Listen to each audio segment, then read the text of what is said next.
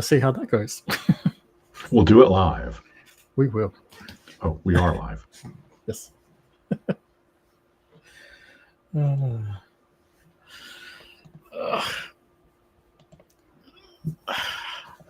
So I had another one of those 3.5 sessions today. You had what? One of those 3.5 sessions today.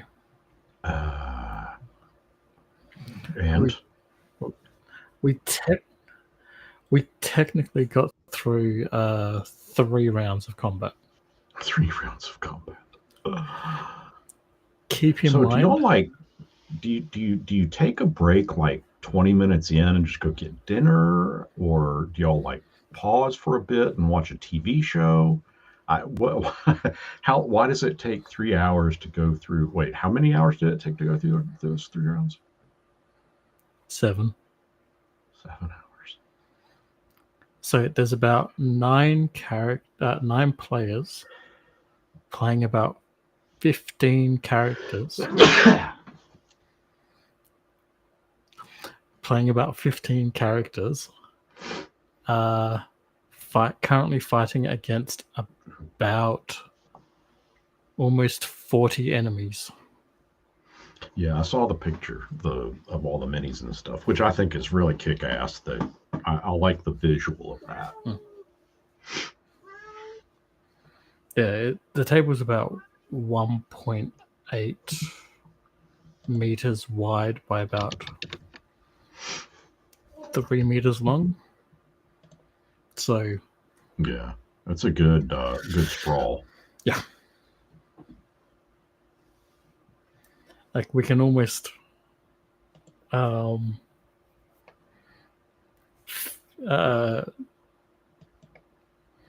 room is probably about big enough that we can actually like test the limits of like long range combat. That's cool. Yeah. I mean, now are y'all usually sitting when this is happening, or are y'all like standing up and kind of walking around looking at all the different angles? And so a little bit of both. Yeah, so we've got like a couple of tables set up towards the, I guess, southern end of the table, of like table where the minis are, and we've got our like books or laptops or whatever. We've got our character profiles on, and we've got those there. We've got seats and everything there, and then like when it's our turn on the board, we're up and looking around, or if like the DM's like, oh, okay, I'm going to need everyone to do this, we might like get up and have a look at the table before doing a roll and like seeing what's going on to assess assess the situation. Yeah, I gotcha. Yeah. So I mean that honestly, that kind of sounds cool to me. I mean, now how much arguing back and forth is there between like, okay, this is what I'm going to do, and then someone else chimes in and says, no, that's stupid, you need to do this, and the third person, no, that's stupid, they need to do this, and this? Very little of that. Cool. Okay. Yeah, most of our trouble is the rules. Gotcha. I've said it before, but it's a very spicy bunch. So there's a bit of nitpicking about wording in the book. Understand. Yeah, been there, done that. Yeah. And it gets even better because we're Australians who have our own, lexicon and interpretation of words that are closer to, the English version. And we're reading books from Americans using American terms, using those terms in American context, and we're arguing about the syntax. What does this really like? Yeah, so you're kind of looking at not necessarily rules as written, but kind of rules as intended, but only because you kind of have to look at it from rules as intended. Yes, but at the same time, apparently still trying to stick to rules as written, and Right, right, right. I get it. this I get this it. is why it can take 7 hours. Dude, that seriously, y'all need to stream that at least once. I think that'd be hilarious to watch. That'd be great entertainment. See, they want to. I don't think it's a good idea. The guy who's actually tech savvy doesn't think it's a good idea. The other guy who thinks it's tech savvy doesn't think it's a good idea either. But the DM does want to stream the games, so we'll see what happens. It could be fun. Could also be a nightmare too. Yeah. Sorry, I'm gotta move something here that's on the floor.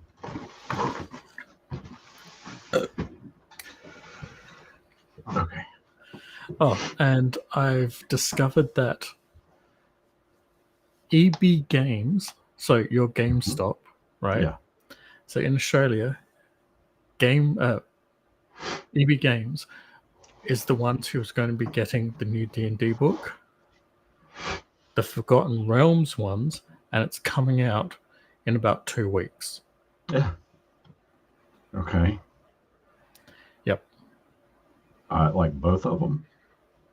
Yes. Hmm. No word yet on when Eberron's coming. Yeah, in fact, we used to have an EB, Electronics Boutique is what it was called here, EB Games, Electronics Boutique Games. And I'm pretty sure that that's where I picked up my first copy of the D&D Gray Box set. It was in the Mall of Memphis, lower level in the mall. You go down the corridor, past the arcade, take a right, go 3 doors down, and you're inside that store. And they had computer games, they had role-playing games, they had board games. Man, it was just, I mean, a nostalgia throwback every time I think about it. And what makes it stand out is, you know, I spent that entire summer saving up to get that box set. And I fell in love with Forgotten Realms from that point forward, because the information presented was not up to that point, we bought modules, and it was like, okay, well, so this is what you do in the module. Very linear. You go from point A to point B to point C, and then you're done. And that was fun.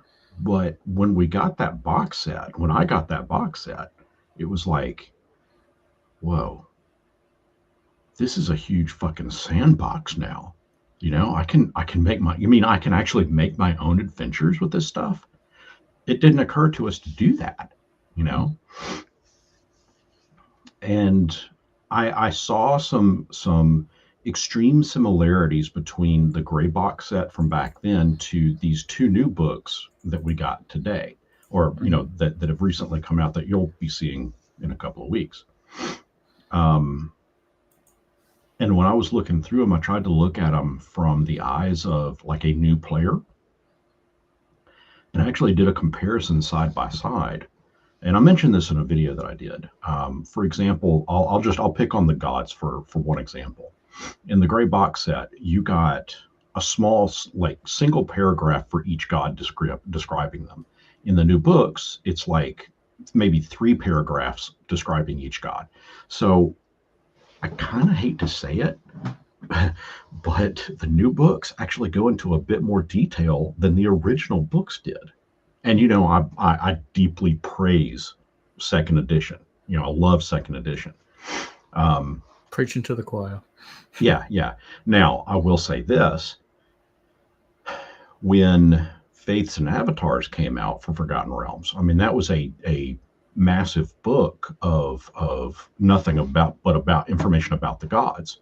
And so that's where I think a lot of people may get confused and think that the original D&D set had all this gobs of information about that stuff. And it kind of didn't. It wasn't until a later supplement came out. And that's what I'm really hoping that WotC does, is continues that train with pushing out more supplements like Faiths and Avatars. If they did a Faiths and Avatars for 5th edition, I'd buy it in a heartbeat. I mean, I was talking to somebody when I first started playing. It was Dale Reckoning 1357, 1367. Sorry, 1367 Dale Reckoning. I think that's the year that it was when that gray box set came out. Yep. And the current Dale Reckoning is 1501. So I mean, you've got about 250 years worth of history that's happened just in the time that I've been playing the game, and I'd love to know what the gods are up to today. I mean, that's 250 years is kind of a blink in the mind of a god, in that through the eyes of a god. Yeah. But time passes, and I'd still love to know what they're up to at this point. So bringing it forward, I'd like to see that gap filled. Yeah. But also it's kind of interesting because you say like it's just 250 years. But like think about what's happened in that 250 years. A lot. Think about what's happened in the last 250 years of our own world. Like Right. there's a lot of history that happened. A lot of history. Yeah. So yeah. And that is one thing that I will say. With each edition, obviously, we've seen an update to not necessarily the Forgotten Realms specifically, but an update to to almost any given setting. But it's not been like anything shattering. Like I mean, what's happened? What's the biggest thing that's happened in the last 250 years on planet Earth? We've seen, we've seen a couple of wars, world wars. We've seen continents, the political elements of the continent shift. We've seen countries come and go. We've seen technology come. I mean, it's obviously we wouldn't be doing what we're doing right now 250 years ago. So that's what I would like to explore is what really has changed, specifically with the realms. But I mean, you could pick and choose any setting for that matter. But what really has changed in 250 years in the Forgotten Realms? And I think that is a major missed opportunity if they don't take advantage of that. I mean, my cynicalness wants to say that they probably won't take advantage of that. I'd have to agree with you. They probably won't. But like, I would even question whether they would even take advantage of doing that kind of thing, just in letting authors write stories about it. Yeah. But like it for a sect of this hobby who are very much nerds and especially lore nerds. Mm-hmm. I mean, it's not even this hobby that has that. I mean, just look on YouTube. How many lore channels are there? Right. Like, you've got people who are making years of content out of like Mass Effect lore, Elder Scrolls lore, Not even lore. Stranger Things. You got fan sites doing lore based on Stranger Things. Like, all we know is what's in the damn show, but you've got people that are theorizing and coming up with wild lore history on it. It's like, wow, that's kind of cool. Yeah. And it's just like this kind of hobby especially attracts that kind of thing. Role-playing attracts lore nerds. And it just seems like a missed opportunity to try and appeal to more of that demographic with books like this. So. Yeah. Yeah, and I've been recently looking at the Artificer stuff. Excuse me. And trying to compare it to, like third edition. And it's interesting. I mean, and then if you take a look and compare it to how it was originally put out in what was it for fifth edition? Eberron. Rising from the Last War. Yeah, that one. Last War, right? Yeah, Rise from Last War. The subclasses in it specifically, and then the small little update it got, and I think it was in Tasha's Cauldron of Everything. And then how it is altered to this one. So they never in game explain why things are updated. It's done more on a mechanical side of things, right? Mm. But kind of like how they went from first edition to second edition to third edition. They had this one almost a final module, and it was the Vecna modules, Yeah, yeah, and they kind of used that as the explanation as to what shaped and altered the whole, everything. yeah, yeah. And we don't see that for this art for this update in the artificer class. And I Mm. think that, going back to what you said, lore, I think that would be an interesting view to look at. So, for example, if it were me calling the shots, I would, and forgive me if my voice starts going on, I'm not feeling too well. But if I were the one calling the shots, making the decisions, I'd simply say, well, let's go back and look at the Artificer from third edition. Now let's look at it from the original, 2014 edition of, or what year did the Eberron book come out? Was it Oh, it was like 2017? 17 or 18, yeah. Something like that. And then from that gap to Tasha's, and then from Tasha's to what what will be coming out this month or in December, early December. Well, that's the simple solution is they've evolved. Hmm. I mean, throw in some lore with that as to why they evolved, and I think that could answer a lot of issues. Now you still have the whole balance Hmm. thing. Is the update? Uh, and this is a question that I have for you: is the updated Artificer from this Forge of the Artificer, does it do justice Mm-hmm. to the third edition version? Does it update it enough, or is there still something that's lacking in it that's like it's just not quite hitting the mark? Taking out fifth edition, like this disdain for fifth edition aside, I want to just I'm asking specifically about the coreness of the artificer class. 2019 was when Eberron came 2019, out. only 6 years Jeez. ago. Yeah. Wow. Okay. So that's what I was trying to look up. Okay, so putting aside the mechanics, I still don't think that this does justice to any artificer of old. Okay. Because the core of the artificer is about magic items, about being able to use magic items, being able to. That's there in theory, but the way that they have created it for 5th edition is almost narrow-minded.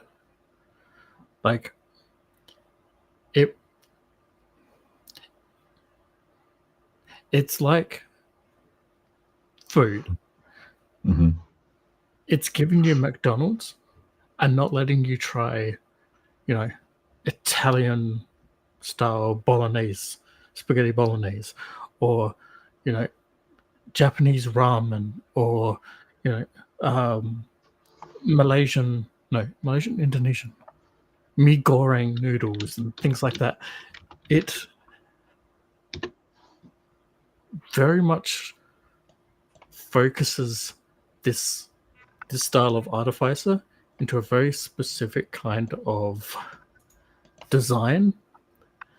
And while, like, yeah, you've got, was it the battle armorer or whatever it is that's like kind of focused on like the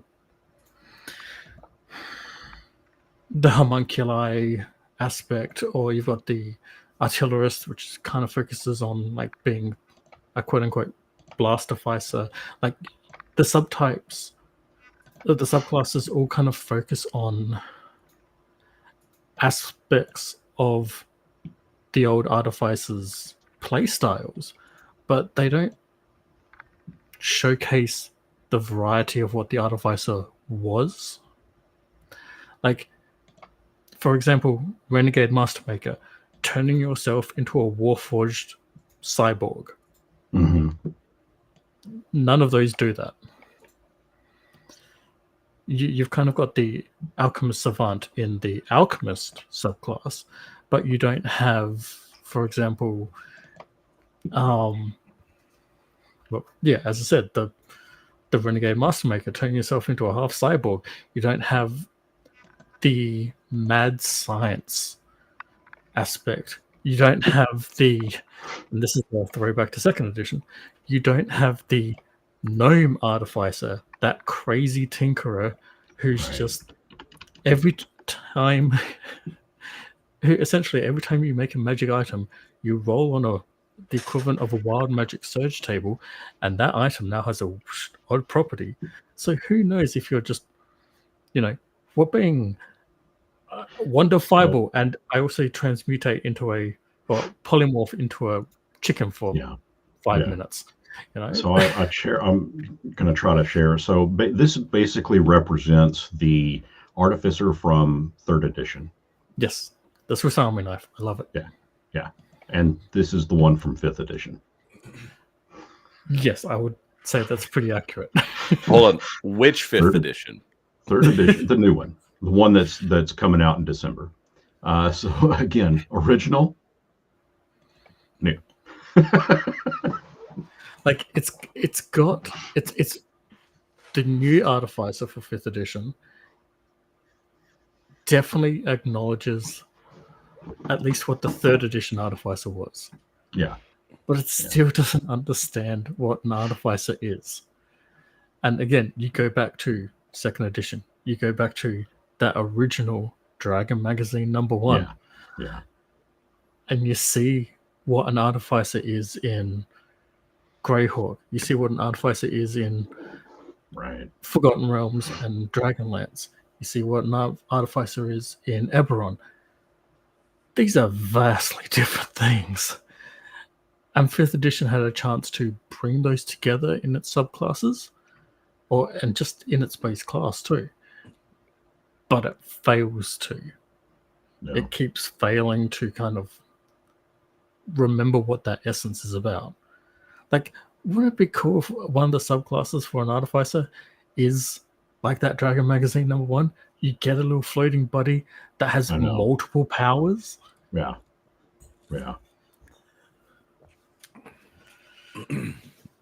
Hi, Go. Hey, guys. How it goes.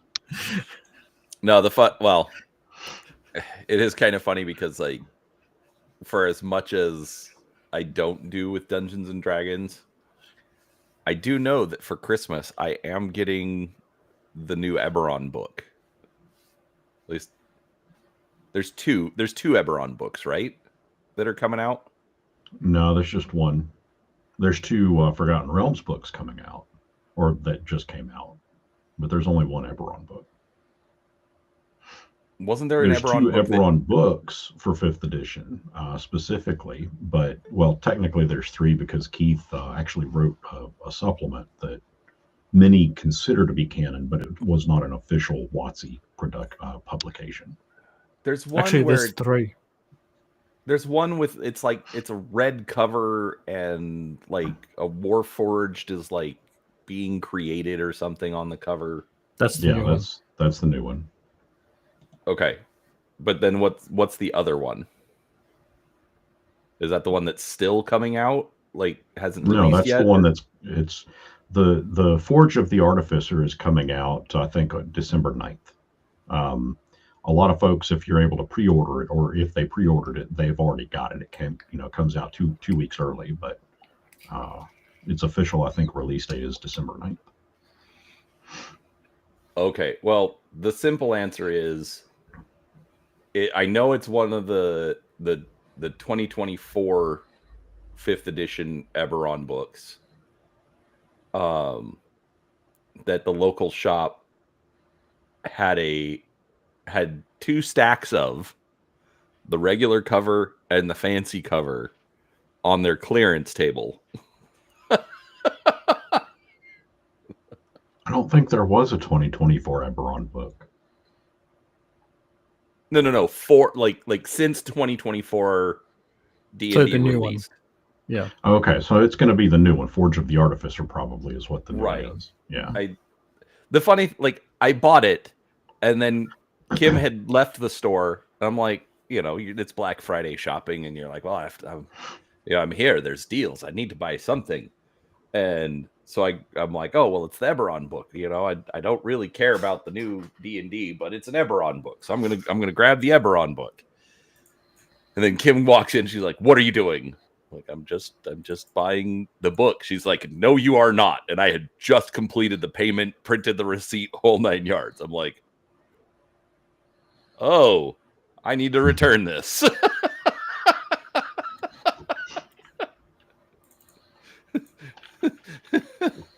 So, yeah, I know how that goes.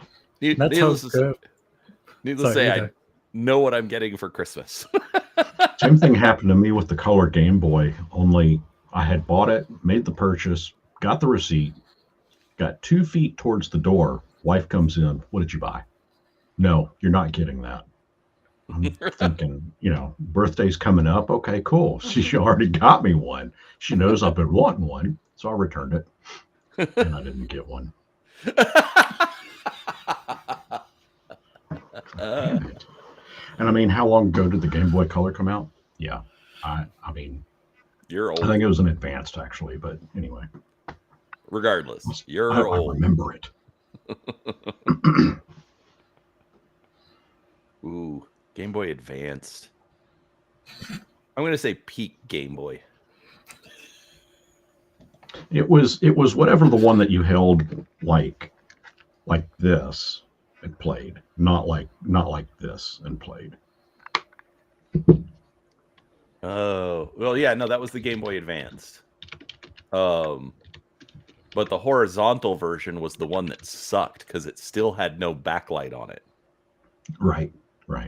But the one where it flipped it was like your flip phone. Mm-hmm. That was the best one because it had the backlight on it. I had one when I was in college, and I was in this business class, and the guy, like, it was business management, and oh my gosh, the guy was so boring. Like, we spent literally half the semester reading Beowulf in business management, which, like, I understand his point, like, that, okay, Beowulf slays Grendel, and he thinks he solved a problem. Right. But then Beowulf's mom shows up and is a bigger problem, or Grendel's mom shows up and then is a bigger problem. Right. And so he's like, yeah, that's what it's like in business. And it's like, you could have told us that in a lecture. But no, we spent half the semester on this. Anyways, it was so boring. But I had my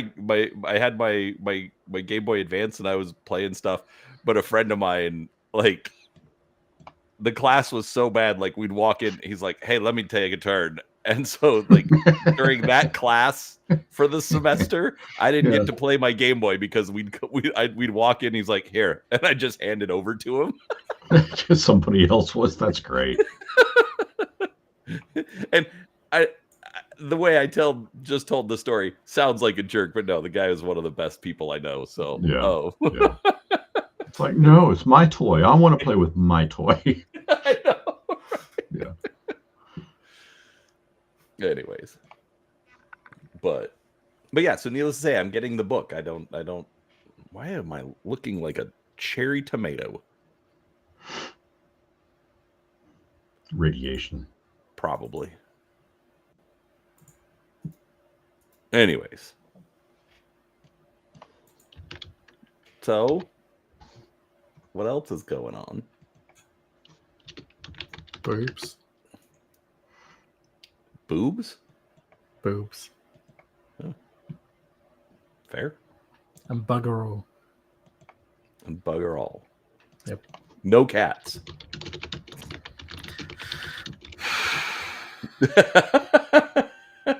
Cats? You have cats?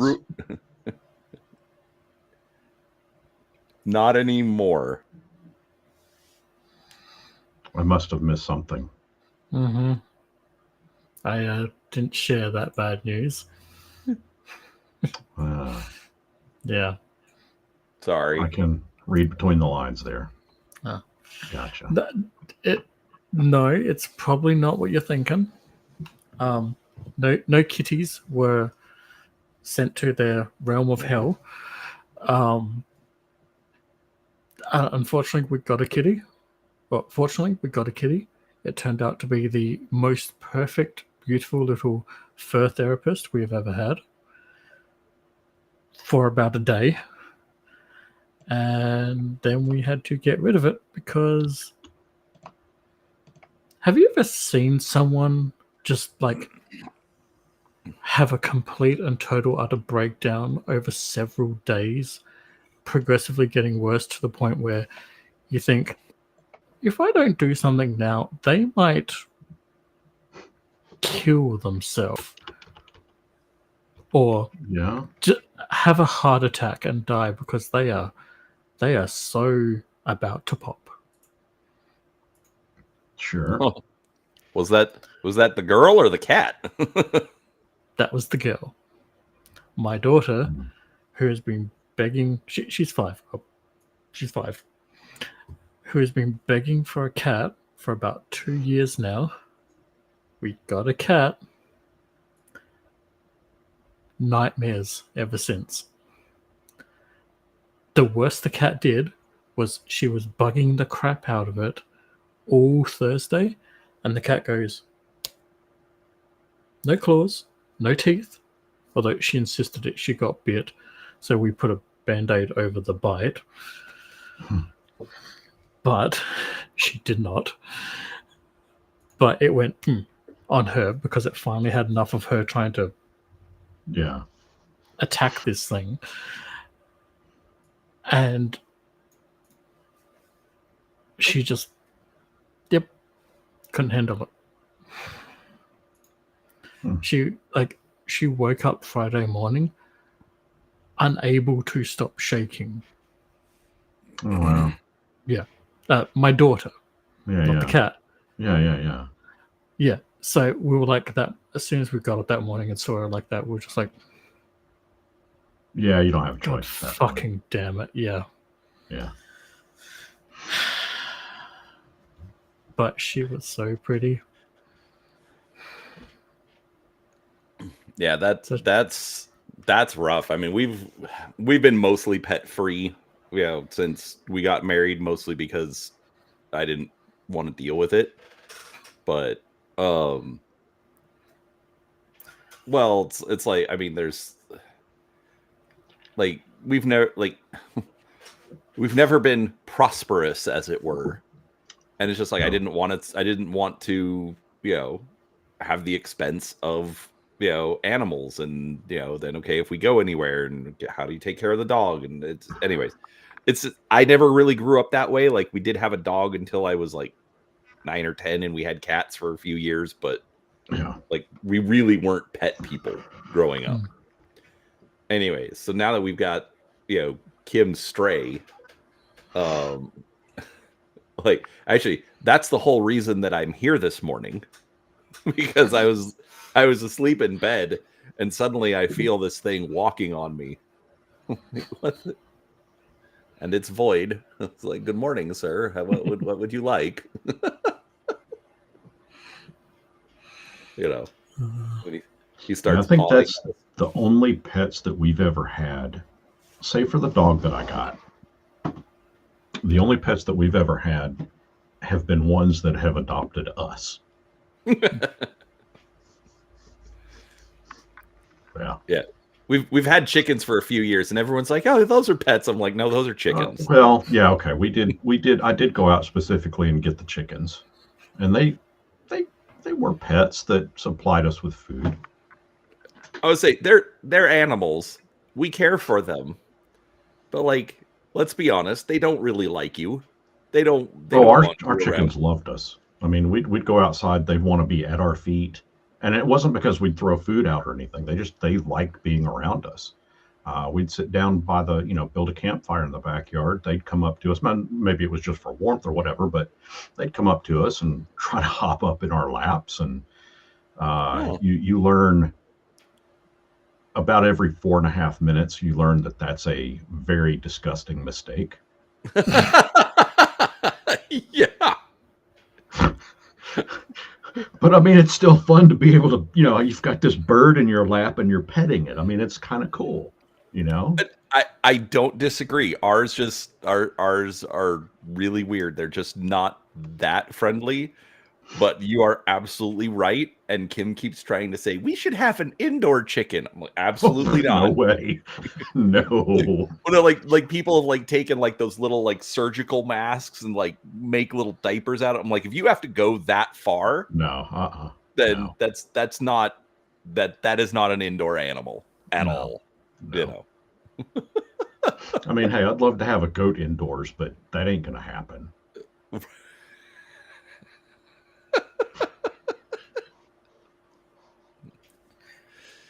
Yeah.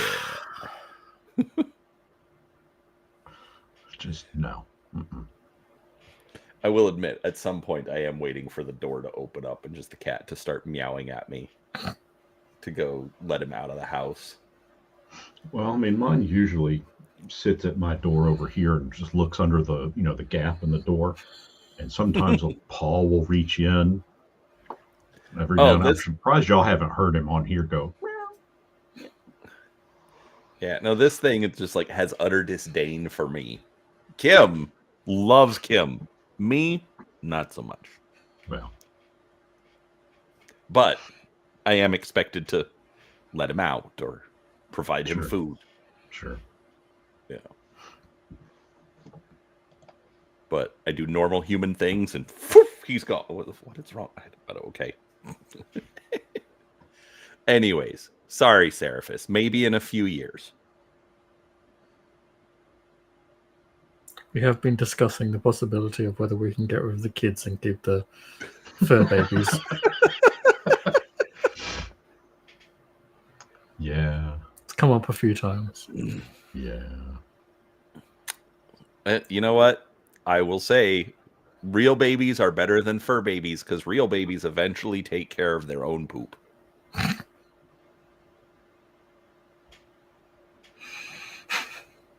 I realize it's not right away, but well, a degree of training has to happen. Correct. Just like with fur babies. No, because with fur babies, you may train them to go outside or to use the litter box, but you still have to clean it up forever because they're not going to. Eventually, the kid learns how to use the toilet, and you're done.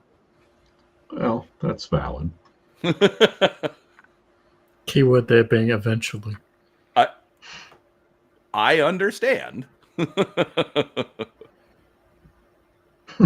course, there is always the not to delve too much into the grossness of it, but there is always the tossing cookies aspect that both fur babies and humans just can't seem to avoid. Again, eventually the regular baby learns to take care of it on their own. Eventually. Yeah, except, let's see. I distinctly recall, Mom, I don't feel that. Right over an air vent.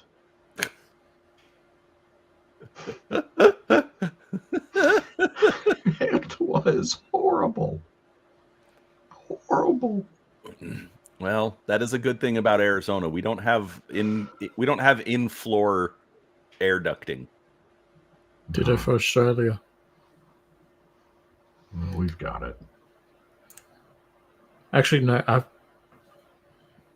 Some of the new houses now are starting to do it, and it's so retarded. No, I get it. Like, depending on where the unit is placed, like, for Arizona, most of the AC units are up in the attic, so the ducting is coming down. Ditto for Australia. Right, but like in say Utah, okay, like in cold climates, you usually are going to have a basement of some kind because you have to build down below the frost line. And so usually the utilities is put into a closet in the basement. And so then all of their ducting is coming up instead of going down. So easier to just put the ducting in the floor.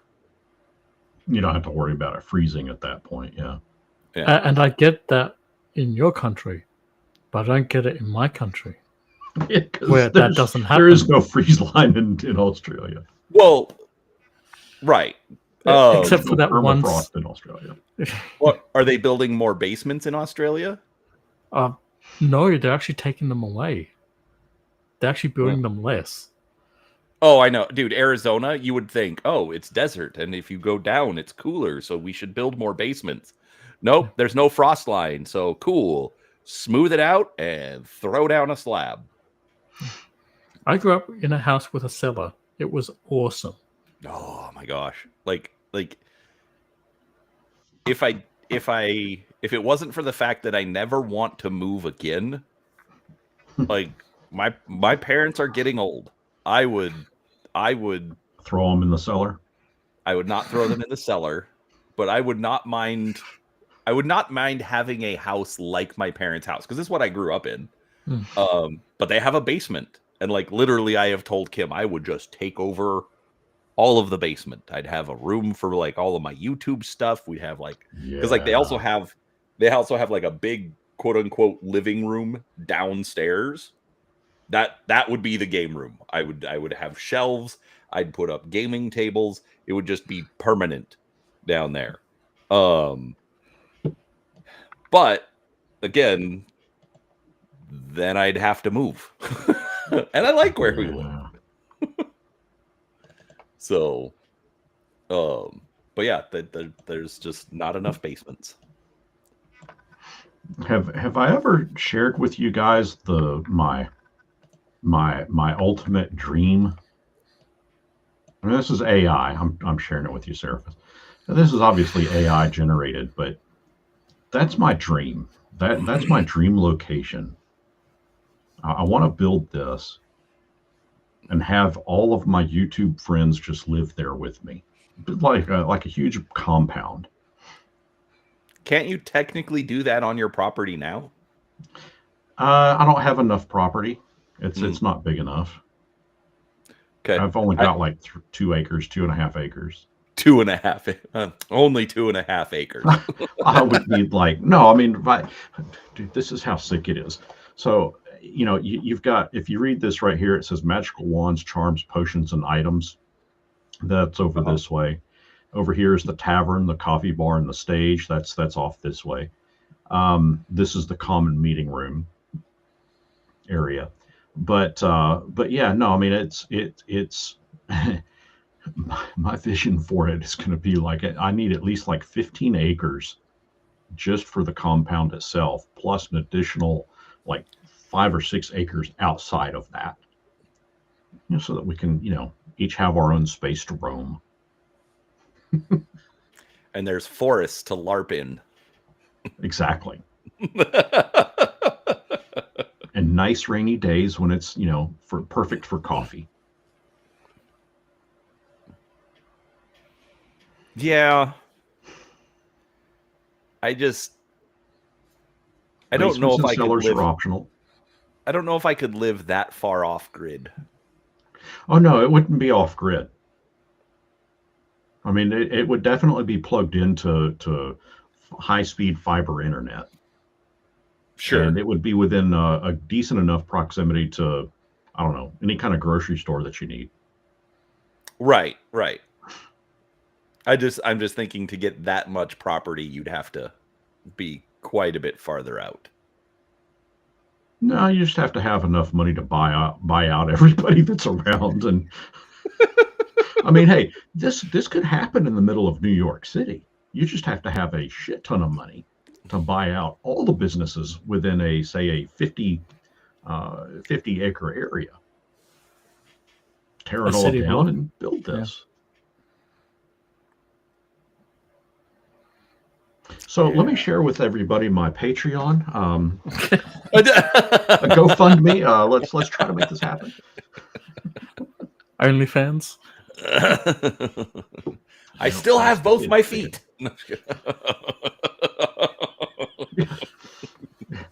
Game Masters OnlyFans feet. Wow. The sad thing is I'm joking, but you also know I'm not wrong. I mean, it's come up a few times, even on my own, on some of my live streams. I don't know. I'm still, I don't know. I'm still convinced that starting up an OnlyFans is viable. I mean, technically, it's supposed to be for anything. Correct. I mean, like the not name just the one thing. Right. The name itself actually it's not a bad name. You know. It makes way more sense than Patreon. But yeah, it is not to mention that if I do start up an OnlyFans account, then I can never be accused of looking at stuff that I shouldn't be. I'm just on OnlyFans. I've got an account there. Because yes, that's how she'll interpret it. And to be fair, I have shown Grim that OnlyFans was established to be for fans. I mean, stuff. I just do this, and they'll never know who I really am, right? Batman, when did you get here?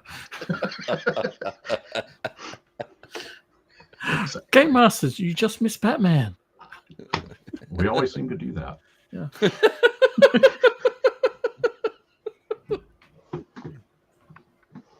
I don't know if I did it. It would have to be like one, like a not a wildly different format of content, but like I don't know. It'd have to be just a different type of content. Still the Game Master's image, but I don't know. Topless. Yeah. Just maybe a more raw version. Like I try to. Okay, so here's how I've always envisioned it. I used to have a game store way back in the day, and it was always seen as family friendly, right? Well, I think with like the OnlyFans, you'd probably see a lot more cussing and dirty jokes. It would be my version of Talking Drek. That's where I'd throw all of that stuff. All the Game Masters Uncensored. Yeah. Game Masters After Dark. No, Game Masters After Closing Hours. Game Masters After Dark. No, I know After Dark is much easier to say. Well, that just harkens back to Cinemax. Right. Because they had a Cinemax After Dark, and that's where you had all your light porn. So Cinemax became Skinemax? Yeah, that's when Cinemax kind of morphed into Skinemax, and then they just got rid of it all. So I stopped subscribing to it.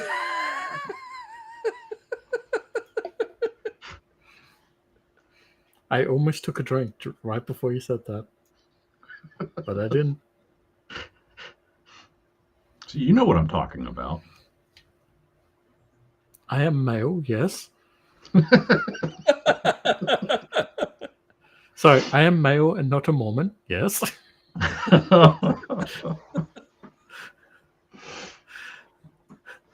Literally before doing this, I was looking at stuff.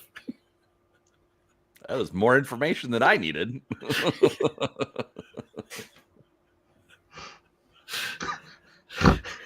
I wasn't, but it sounds funny if I say I was. But the real reason, really, I was playing sit on the Titans, toilet for an hour.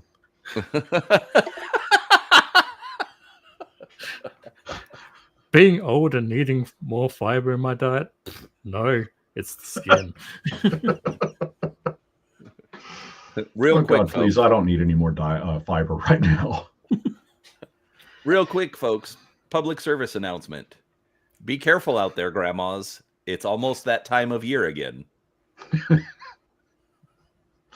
Yes, indeed. Yes, indeed. Grandma got run over by a reindeer. Christmas. Fun. I don't think we get that one.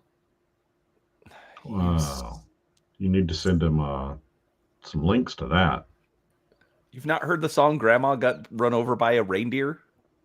We don't have reindeers. I know you don't have reindeers, but You are American familiar culture with this owns concept everything. called a reindeer, right? Santa, reindeer. We also don't have snow. Does Also, Santa it's come summer visit like that. Australia? No, he only visits real places. Yeah.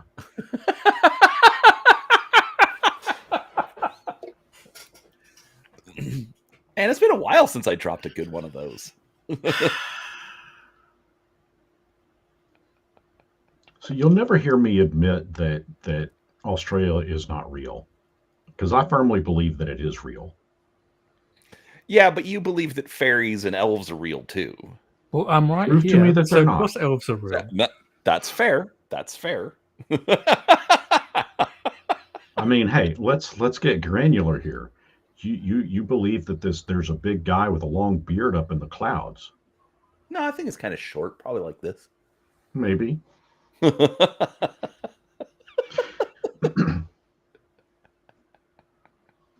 I think one day Cthulhu will awaken and enlighten us all.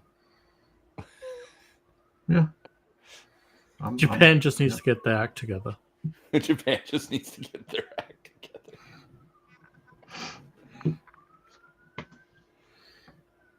Oh.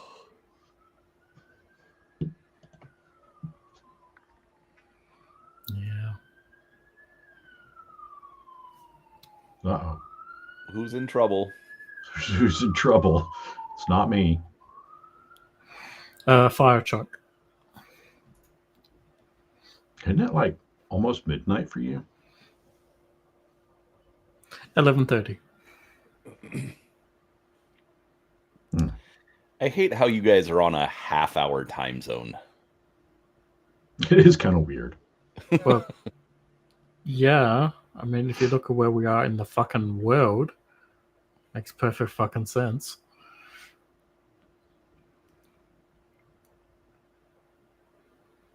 Okay. I don't think anywhere with a half-hour time zone makes sense, but whatever. Whatever, time zones are all made up anyways. Time zones literally are made up. Like, I mean, yes, so is language. Well, no, but I mean, like the fact that we're like, oh, daylight savings time, we're just going to change it by an hour, or like, look at the international dateline where it's going on. It's like, oh, we're gonna cut 40 degrees this way, to whip this island chain into this part of the calendar as opposed to that part of the calendar. Yeah. Yeah, or China. China has one time zone. Yeah. It's their prerogative. No, I know. Stupid, but no, right, but that's why I'm saying time zones literally are just made up. Whereas, like, we're gonna say that it's this time here. And you're like, that does not correlate to where the sun is. Right. So who has the correct time zone then? Nobody. Especially not the weirdos doing daylight savings time. No, but like especially like where I live, like I am almost on the western edge of the time zone. So like for me, we'll just use winter as the example because that's what we're coming up on. Like the sun will go down at like 6 p.m. Whereas my brother-in-law in Las Vegas, which is the next time zone, well, Las Vegas is all the way on the eastern edge of the time zone.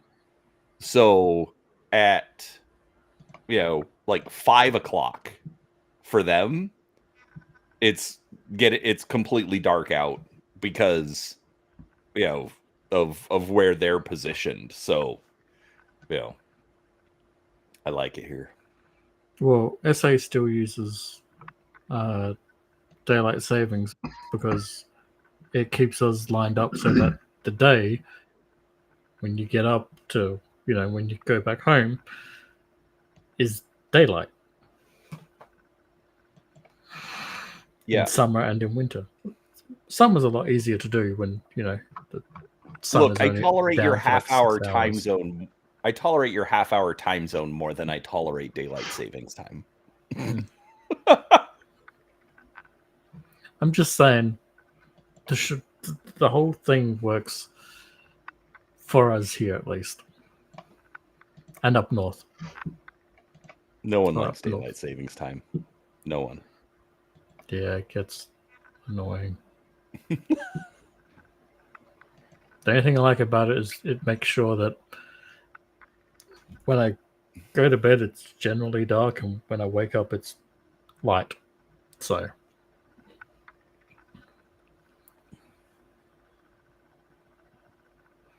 and never the two shall mix.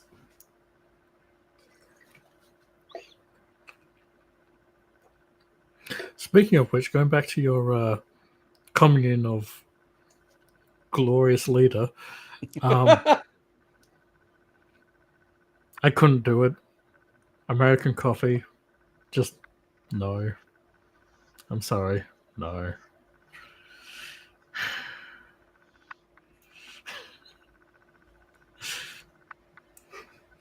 I I don't something. do coffee either. Yeah, but I guess I missed something. Your fantasy commune. Oh. Yeah. Just like the coffee shop and everything, and like every time that's the beauty of it, because this is all imaginary and in my head. If you were to move there, you could have whatever kind of coffee that best suits you. So if it is Australian coffee that you need and require, buddy, we'll have that on tap for you.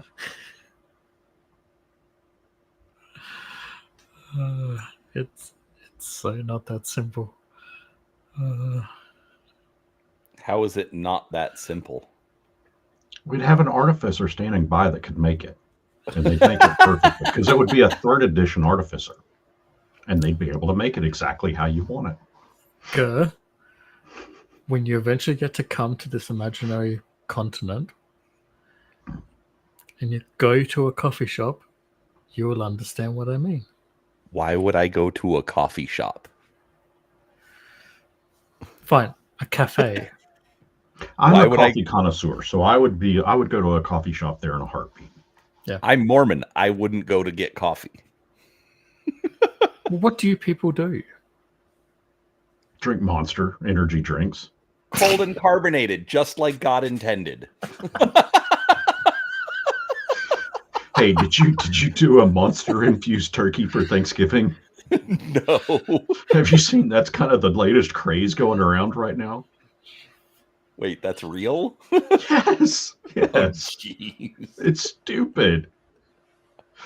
Yeah, like I've seen somebody take the ultra blue, and they'll like a case of this shit, and they'll brine the turkey in a case of that, add blue food coloring to tint the turkey blue, and then cook it. I've seen them do the exact same thing with the red ultra red, which is supposed to be kind of like a cranberry flavor, which okay, admittingly that could work, but no, no. So my own particular brand of whether we're calling it autism or OCD or whatever, I am very much a Thanksgiving traditionalist. Me too. Like I'm willing to try other things, but not. Well, no, I'm willing to try other things as long as the traditional staples still exist. You know, like Yeah, I'll grant you that. Sure. Yeah. right. If you want to do a monster turkey, fine, go for it. Yeah. You better damn well have a regular turkey with it. Yeah. You know, like because we hosted this year, which was super great. By the way, we had all the kids. We were only missing my youngest girlfriend. Oh, Who you've got a girlfriend that's young, huh? my youngest's possessive his Okay. girlfriend. Sorry, it didn't translate well across the microphone. She was the only one we didn't have there because she was like up north with her family for Thanksgiving. Hmm. But regardless, we had all the kids. They're the two daughters-in-law, the two grandkids. Yeah, I instantly have another grandkid now. I am struggling. I get it. You know, like I'm trying to be kind and accepting, and there's nothing wrong with the kid. It's not his fault. It's just my own brain, and it's very frustrating. It's your brain telling you just got old. No, it's my brain telling me that's not technically my grandkid. Mm. And I'm having to, you know, like with our first grandson, like I know, I mean that's my son's son. That is my grandson. But this new one, I mean it's a step grandson, and it's I'm mad at myself for how my brain is reacting to it. I don't like it because again, Yeah. it's just he's a kid. My brain shouldn't be this mean. Even though it's like I'm not even saying or thinking anything mean because he's a sweet little kid. Yeah. It's I just get it. linking it. Anyways, after that tangent, had all the kids, the grandkids, my parents, Kim's parents, everyone at the house, and it was wonderful. But we had so many people, and we just made the one turkey, that I've heard people that they'll have ham at times for Christmas. I'm like, that's not Thanksgiving food. Why would you have that? I'm with you. Yeah, I get it. But we had the turkey, and so Kim's like, well, we need more meat because one turkey is probably not going to be enough. And so she got a ham as well. Okay, Mm-hmm. that's fine. I even had some of it, but the turkey was there too. Yeah. So, and it was just a nice traditional turkey. So I'm fine if you add stuff, just don't take away. I love how Seraphis raises his hand on his own live stream. Anyway, Yes, so what we were Seraphis. talking about. Oh, did you want to say something? Okay, good. I have a Mormon question. Is it going to be as fun as the first one? Probably not. Probably not. Oh. Okay, so you said something, and it immediately made me start looking things up, except both AI results and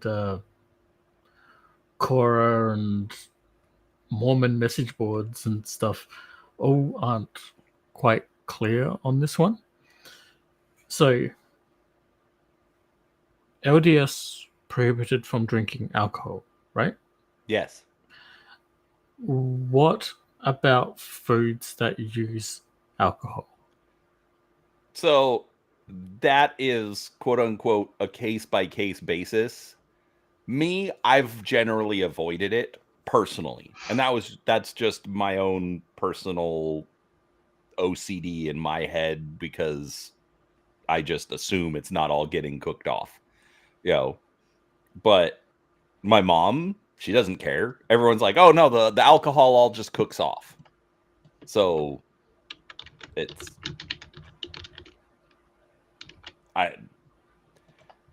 as far as I've ever understood it, it only counts for drinking it. Okay.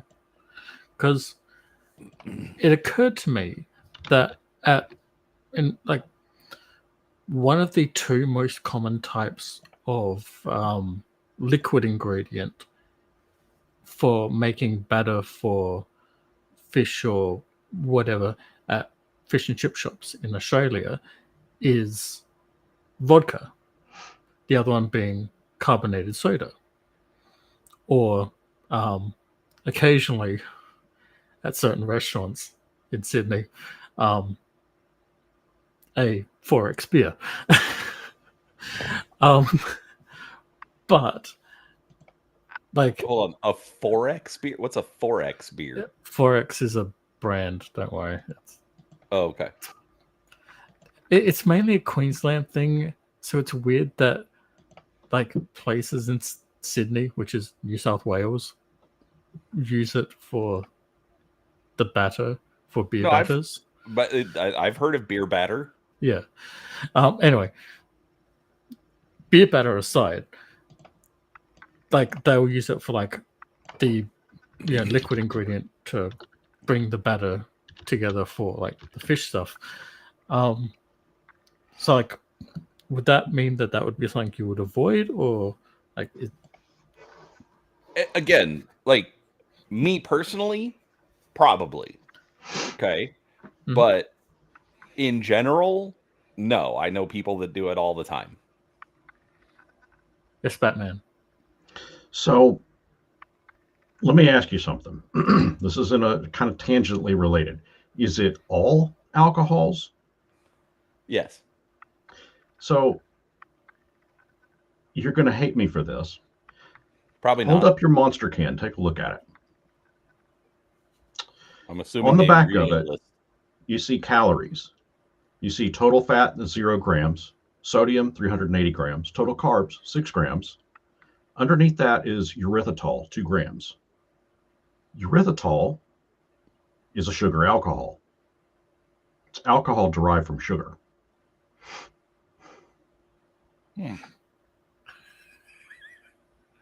He's going to ignore that.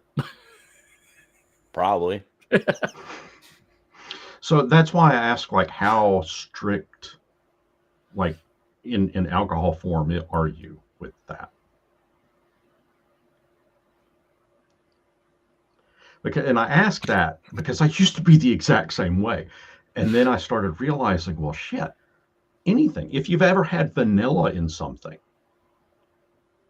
that's like vanilla extract. It's the vanilla bean soaked in Usually vodka. Yeah. Yeah. Hmm. And I mean, at this point, who hasn't had vanilla at some point, No, exactly. And that's fair. Like, so one of the things with us, so with our dietary restrictions, like alcohol, it's, quote unquote, drunk alcohol. Yeah, which, yes, I realize this erythritol, or anyways. Yeah, I mean, I don't think you could go down to your corner liquor store and buy a bottle of erythritol. Right. I don't think that's how that works. Yeah. Well, and like the way that I would, quote unquote, justify it in my mind is like, okay, yes, it has alcohol, sugars, but they still let 12-year-olds buy this. There's no, unless you're in the UK. So yeah, but they're not buying it there for other reasons, not because of that.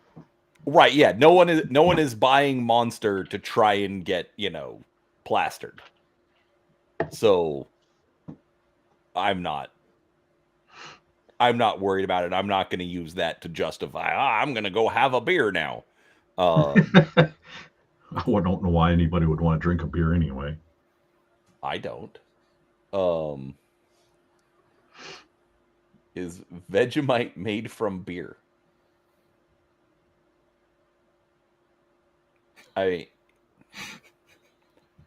From what I understand about that stuff, I don't know why anyone drinks or eats it. That is, you've got and honestly, that's something that I would try. I would like to try it. Oh, I would definitely instruct you on how to use it properly in that case. I was going to say, I would probably try it if I went and visited Seraphis. And that would probably be the only the only instance. So I've heard two proper ways to try it. One is to just throw it in the trash. Okay. I think that's the best option. The other is to spread it on thinly on toast. Yes. No, but I've heard that like you're supposed to do that after you put butter on it. Yes. Yeah, buttered toast and then the Vegemite on top of that. Yeah. So it sounds like it's putting like a little bit of flavor besides just butter.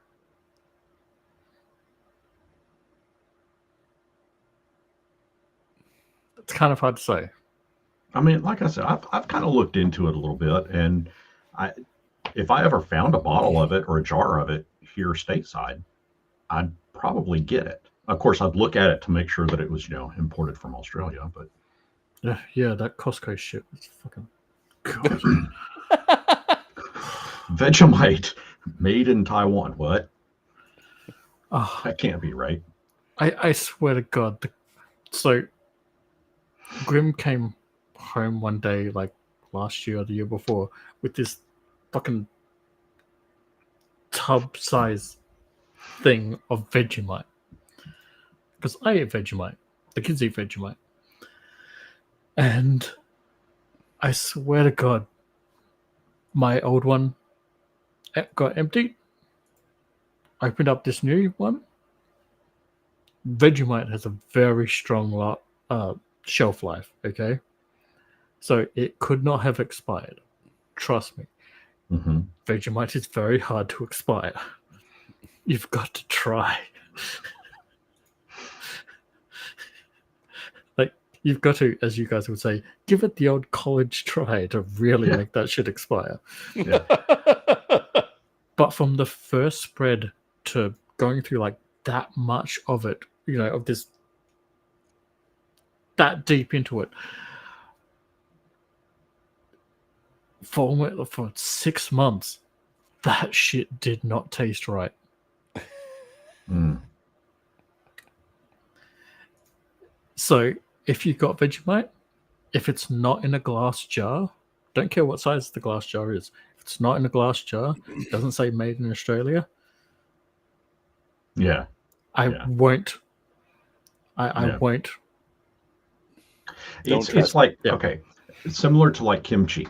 We like kimchi. It's a good tasting food. But we've had some that's not right. We've had some that comes in a plastic pouch. It's terrible.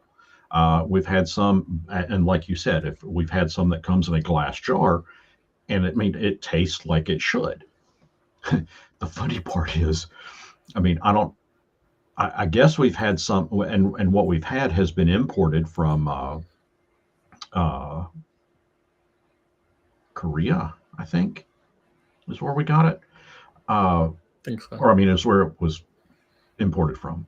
And I realized that kimchi is made in different parts of the world make it, and so it's likely to have a different taste depending on where it comes from. But what I've found that tastes the best is that import that we've gotten. So that's what I'm kind of curious about too, is like, how would I otherwise know if it tastes not right or if it tastes right if I've never had it?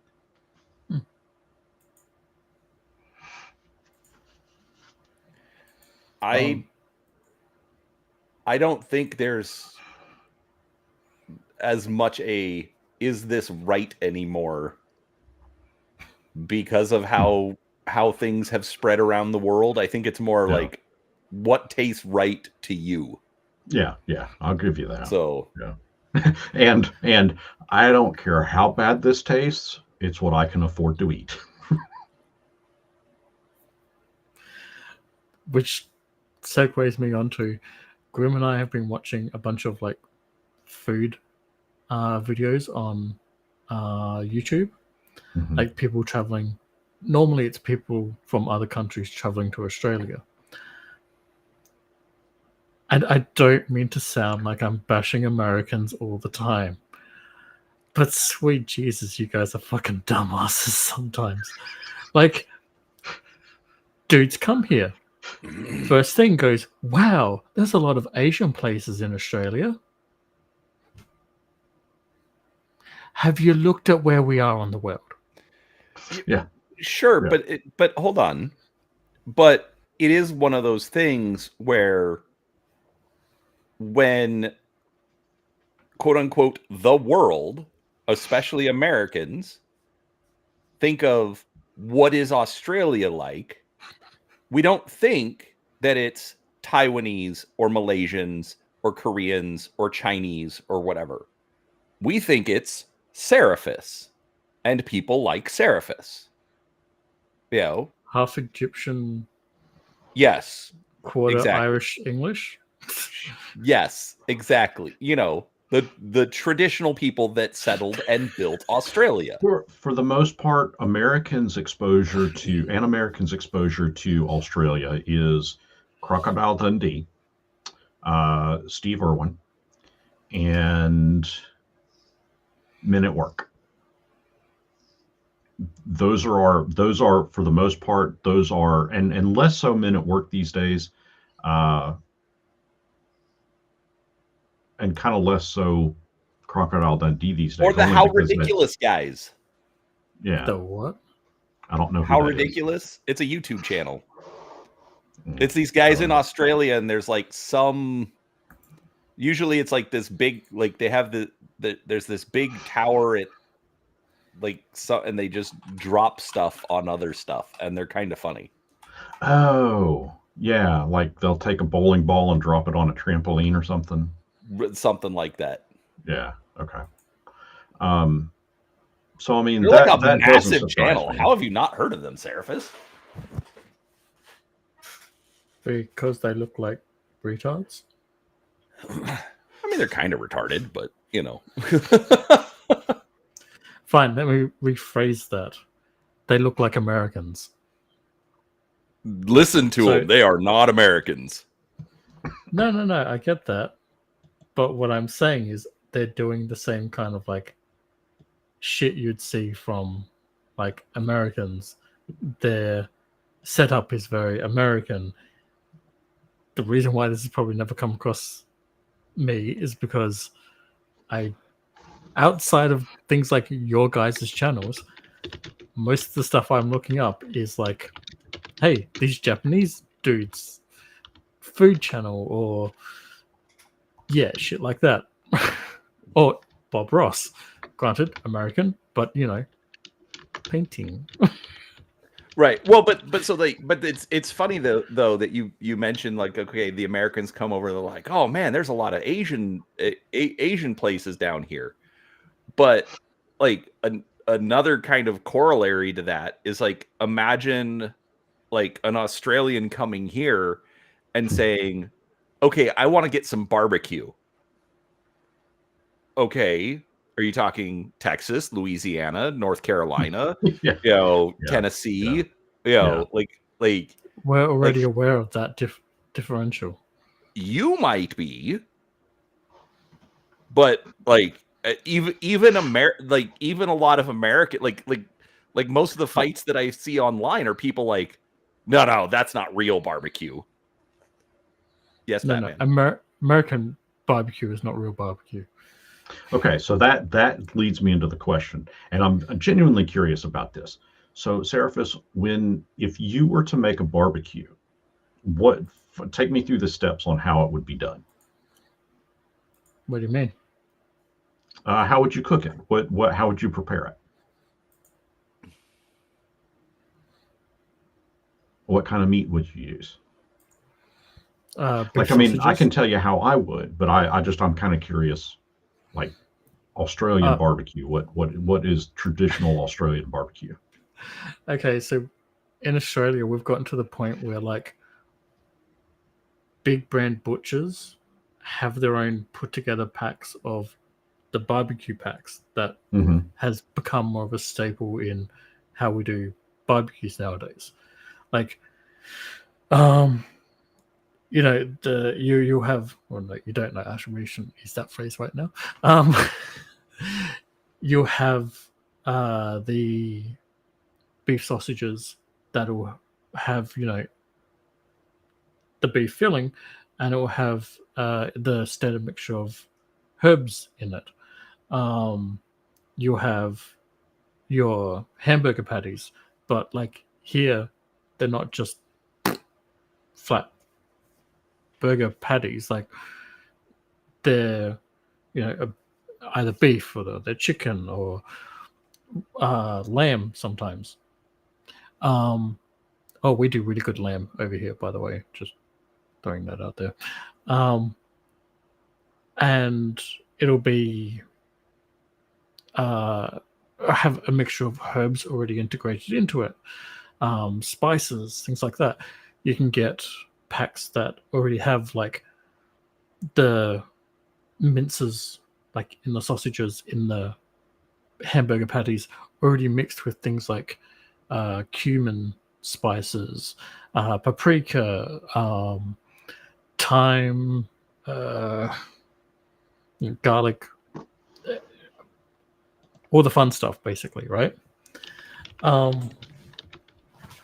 So, like, because we already have that agency to it, when it comes to, we're going to have a barbecue, the barbecue is set up out the front, out the back, rather. Out the front, that doesn't make any sense. It's set up out the back, either a gas or a charcoal barbecue, and got your hot plate on top, and then you just whack them down and cook them. So barbecue, the way I make it, my style of barbecue, is you get a pork shoulder or a pork butt, probably a pork butt because it's going to render everything juicier. So I slather that sucker down in a coating of mustard, and then put your spices on that. Spices are a mixture of garlic powder, onion powder. If you like a little bit of sweet, you could throw in some brown sugar. If you don't like it sweet, you just omit that part out. A couple of other spices, a little bit of cracked pepper. Some you don't need salt because pork is salty enough. A few other blends of spices, and then you pack that on top of it. Put it on a barbecue pit, or a smoker specifically, and you let it cook for, I don't know, maybe an hour per pound. So if you have a 10-pound pork butt, you're going to let it smoke and cook for about 10 hours, low and slow. You really don't want it to get over 250 degrees temperature, but let it go slow and, very slow and low. And then after it's done, you take it off and it just shreds apart. And you could add your favorite barbecue sauce onto it, but you don't have to. That's my definition of barbecue. That falls under the category of a roast here. Roast, okay. Yes. And so for us, the category of roast is you throw it in a roasting pan and throw it in the oven for however long. That's also a roast here. I would like to point out that I went with World War II history instead.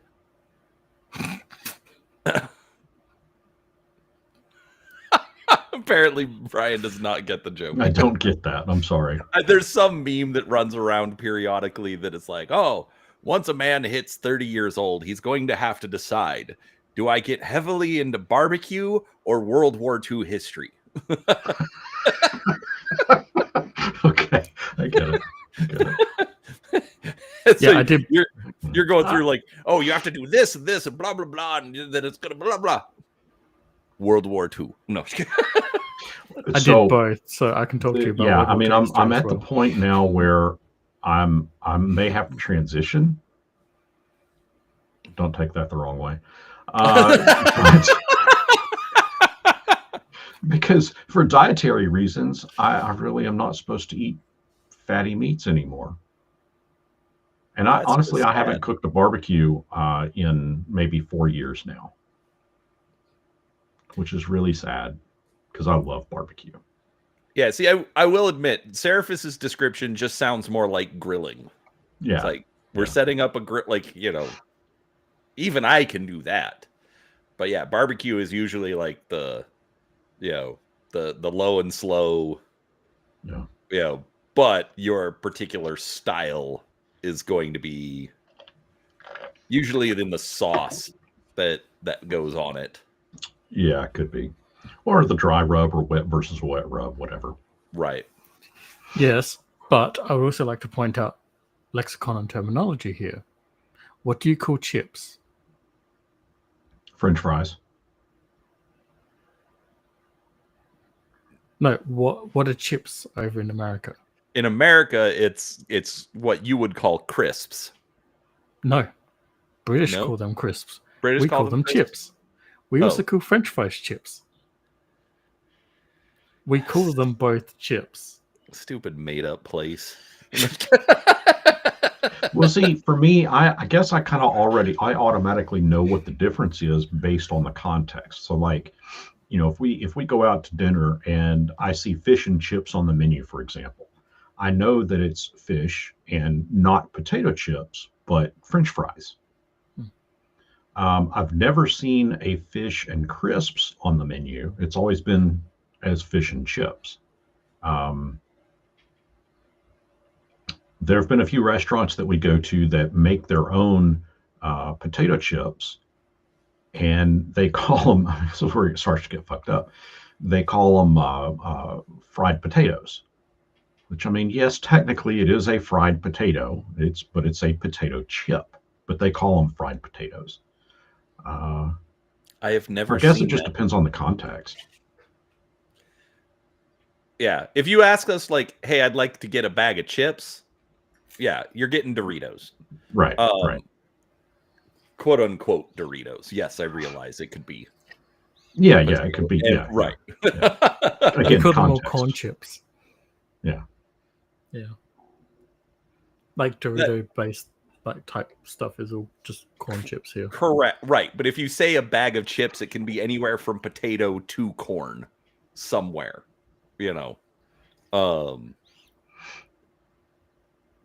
But yeah, otherwise it's fries. Yeah. But like my point is that like we simplify a lot of things down. So like what we call barbecue, not the same as what you call barbecue. What we call roasting, half of like what you guys call roasting. Yeah. Hmm. And now half of what you call barbecuing. Like, yeah. Well, no, but that's the other thing is that like we'll call that barbecue, but like nobody says I'm barbecuing a pork shoulder. Usually it's I'm smoking or I'm Right. Yeah. I'm going to do a barbecue. Yeah. But I mean, it's not uncommon to also refer to, well, we're going to do a big barbecue on Saturday, meaning that we're basically doing hamburgers and hot dogs. There is no actual pork. I mean, there might be pork in the hot dogs, but I mean, we're not doing a smoked barbecue butt. So yeah, what Gur says, yeah, I mean, that's we're going to smoke some barbecue. That means doing what I'm, how I described it. Otherwise, barbecue, it's so fucked up. I hate language. Gotta love a good barbie though. Yeah.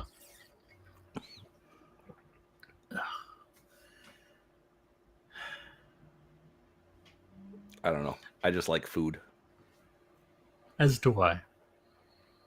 And I'm slowly getting grim off of having her first instinct to be the unholy trinity.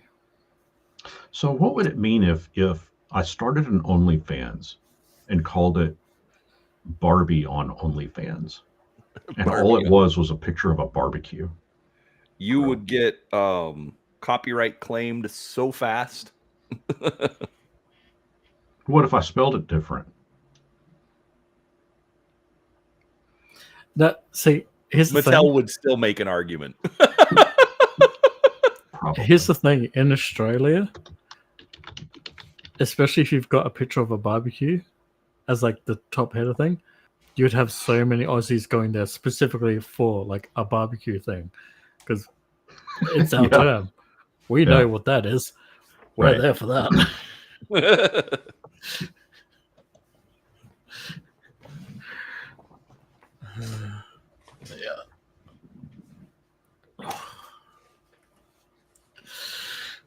What you doing?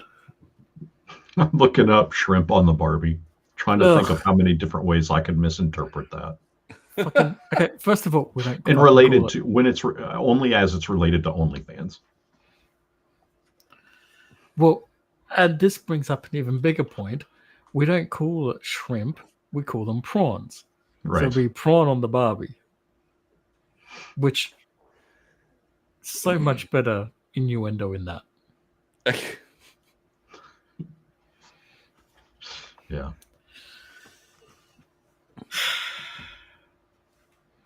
Hey, even AI gets it right. Shrimp on the Barbie is a phrase that's popular in the United States and is often associated with the Australian culture. However, in Australia, the term is rarely used. Prawn is the word most Australians use instead of shrimp. Hey, Good score AI. 1 for AI. Yes. Probably because it's had years of Australians yelling at Americans over it. Yeah. Shrimp. Oh my god. We were watching a guy like last week, and he's like, "Oh yeah, I think I know enough about Australia. Shrimp on the Barbie," and then like, as it's going through this list of like things about Australia, gets to shrimp on the Barbie. No, it's not shrimp on the Barbie. We don't say shrimp. It's prawn. And the guy's just like, "Wait, what?" But the ad was shrimp on the Barbie. It's just like, really? Was it? Yeah. Yeah, we could call it slip a prawn on the Barbie. OnlyFans. Slip your prawn onto the Barbie. A Barbie full of prawn. Oh.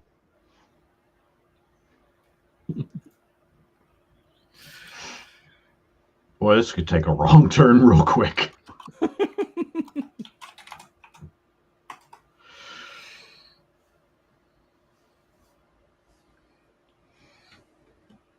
How much prawn is on your Barbie? Usually none. Usually if I'm having shrimp, it's usually like fried or something. Like, I guess you would call it sauteed. I'm like, what is it when it's cooked in a pan? Yeah, sauteed. Yeah, probably more saute. Right, like if it's in like an Asian thing. Yeah, Or boiled in something Cajun. Ironically, that's more often how we do it, more Asian style, like sauteed prawns.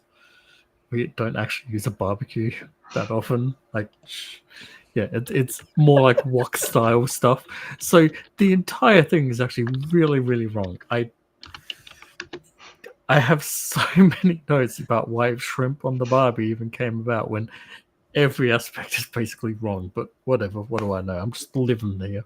So do y'all call it prawn scampi? The fuck? Okay, guess not. So shrimp scampi, that's one of the more popular ways that shrimp is cooked here in America. And it's basically made with or served with like a garlic butter sauce. Over top of noodles. It can be over noodles, but yeah, doesn't have to be over noodles. That's what it is in my head. I don't get it very often. I mean, I love garlic and I love butter, and shrimp is good enough. The noodles I can't eat anymore, so I just don't care for that part.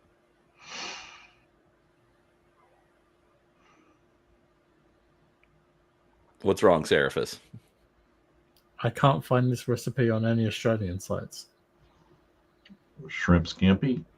Yeah. But I know that we do a garlic butter prawn thing, but I have no idea what it's called. Oh, hold on. What's that called?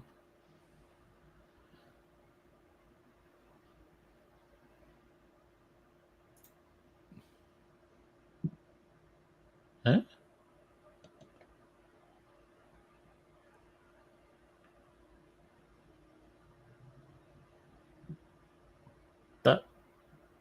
that's wrong.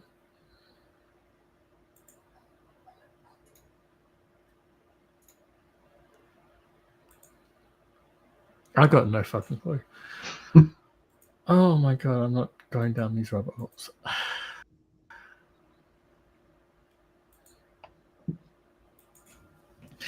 Yep. Yep. Dumb.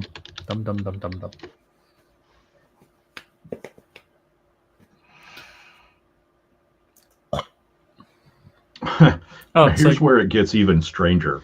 So evidently the term Australian scampi is a specific species of small lobster. Yeah, from WA. Whereas our term for scampi is the garlic butter sauce. Yeah. Which is what's confusing me. That's great. Again, language. I love it. What the fuck? Wow. It's like a tiny little lobster. Yeah. I guess well, in that case that wouldn't really be a shrimp. That'd be more like a yabby, but yabbies are more inland crustaceans. Yeah, no, it's I got nothing for this. This one's weird. I don't know. Yep. Nope. Don't like it. Well, how organically this conversation went from artificers to scampi. It's funny you just bring that up. I was actually like, I've been slightly distracted here, and so I was going through my browser tabs. I'm like, oh, I should close some of these out, and I ended up back on the page where I was looking at what Eberron books were out, and I swear there was supposed to be some other Eberron book coming out. I think they originally had a plan for another one, but I don't think they're doing that. Yeah. I also think it's very, very weird that store had, because like also the store usually does like discounts on books or like on like, it's one of those where it's like, we're going to put like a blanket 10-15% discount on everything in the store, and then they threw a 30% on top of it. And apparently they're a week ahead of time before street date selling it. No, so WotC, what they did starting effective with, I want to say it was with Vecna Eva Bruin, they started a program called an early release program where Wizards Play stores or gaming stores that were in the Wizards Play network could get the books early and sell it 2 weeks prior to the actual release date. This was to encourage stores to sign up as a Wizards Play Network store, but also to give the gamers a chance to get the books 2 weeks early. But stores like your Walmart, your Target, your big box retail stores, they still have a hard date of whatever that release date is. So, for example, with the new Eberron book, if the store you went into was a Play Network store, they got it 2 weeks early. But its actual release date is not until December 9th. Which is interesting because that actually gives a huge leg up to game stores. Correct. And that's exactly why they were doing it. That's that. Well, WotC was, give WotC credit for something. Yeah. I agree. Like that's nuts. And man, I wasn't expecting to praise WotC for something, but that's actually pretty good. Yeah. Oh, that's one thing that I would like to talk about now that we're back on gaming type stuff. God damn it. What, you want to go back to talking shrimp on the Barbie?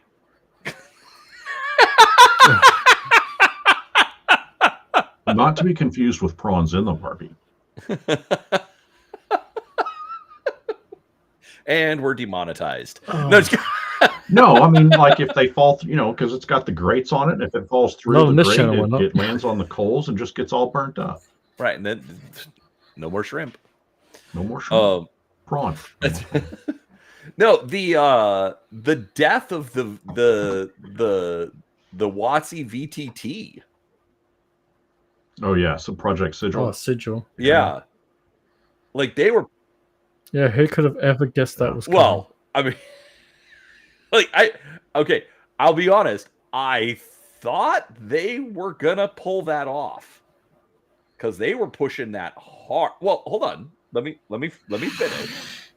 I did think they were gonna pull that one off, but I was highly skeptical because let's be honest, they've been trying to get this whole VTT digital online something thing going since 3rd edition over 20 years ago.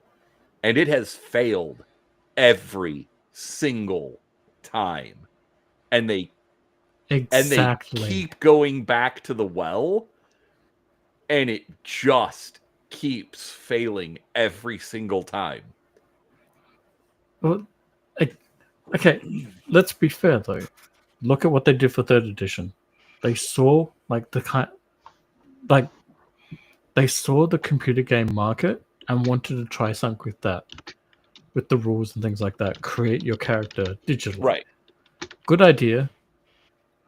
They didn't flesh it out properly in practice. It was also super expensive. You get to 4th edition. Yes. You get to 4th edition.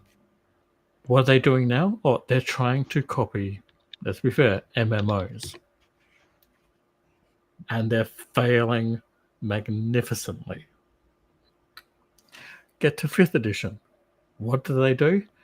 They get people from Microsoft to help them make a fucking video game. These cunts can't fucking do a goddamn thing right. And you're getting people from Activision and stuff advising them on this shit, and they make it the worst possible fucking thing because it's more like a video game, because Baldur's Gate did well, so clearly that's what we should be doing. No, they're fucking retarded. Of course it was never going to work. Yeah, I think it's... Anyways, I don't know. I think they had the best shot at it this time. I think they had the worst shot, really. I don't know. I don't have the worst shot. I think what they did was just kind of, they looked at the numbers, they crunched them and saw, well, hell, we can make more money just licensing our content over to like Roll20 or other already established VTTs instead of us developing our own. We don't have to do any work at that point. We just license it out. We continue doing what we're doing. We've got to pay the 3D designers. We got to pay, the map designers. We've got to convert what we have over to this, and it's just was going to cost them too much money. Right, but then if it works, then they get that much more money because they're not having to share any revenue. I mean, there's a reason they bought D&D Beyond. Yeah. To lose money, I know. Yeah, well, of course, that's actually another good question. How much longer until D&D Beyond gets cut loose? Because it's not quite profitable the way they want it to be. Never. Because it now becomes Hasbro's little tax write-off so that the government gives them money. Just like what Disney keeps doing with the absolute destruction it's doing with Star Wars and Marvel. Let's make it shittier and shittier. Well, technically Lucasfilm, and because look at what they did to fucking Willow. Jesus Christ. Anyway, not going to get into that. But Lucasfilm and Marvel, look at the shit that they're just popping out. And it's a tax write-off. They don't give a fuck. Do you guys remember a long while ago, there was a DVD, CD, whatever. It was a CD that you could pop into your computer, and it had all of the D&D books on a library. You could create your characters with it. You could even build your own maps with it. Are you talking the one for the black books from second edition? I don't remember.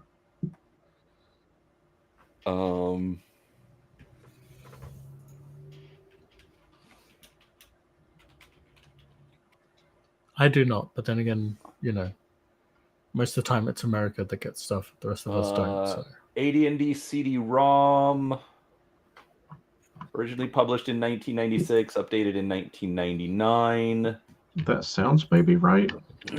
Contains several rulebooks in both RTF or rich text format and as Windows help files, including the Dungeon Master's Guide, Player's Handbook, Monstrous Manual, Tome of Magic, and Arms and Equipment Guide. It also includes a book covering key topics with a summary of the main AD&D rules, as well as a booklet of instructions which explains how to use everything else.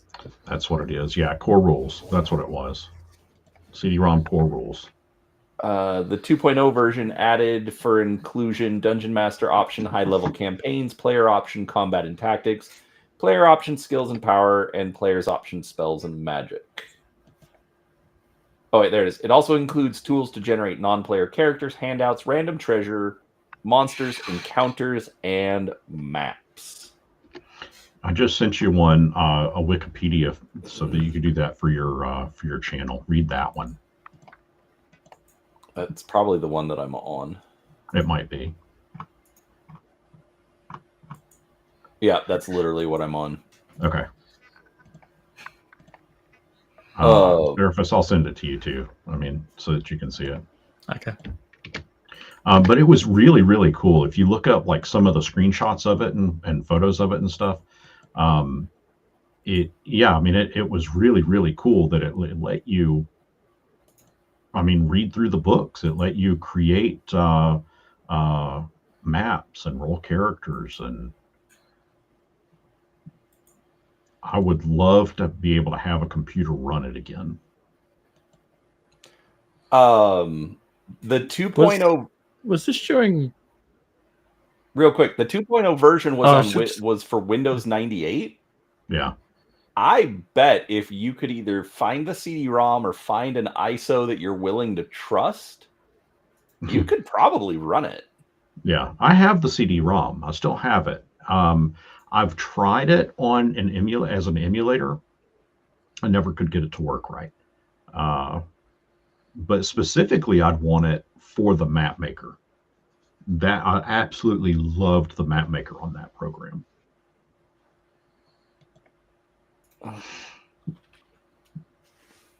Yeah, so the core rules version 2.0 included the Dungeon Master's Guide, Player's Handbook, Monster Manual, Tome of Magic, Arms and Equipment Guide, Player's Options, Combat and Tactics, and Player's Options, Skills and Powers. And then there was an expansion disc that added the race and class books from the Complete Handbook series. So like, your Priest Complete Handbook, Priests and Rogues and all that stuff. The kind of brown... Complete Ranger, the brown covers, yeah.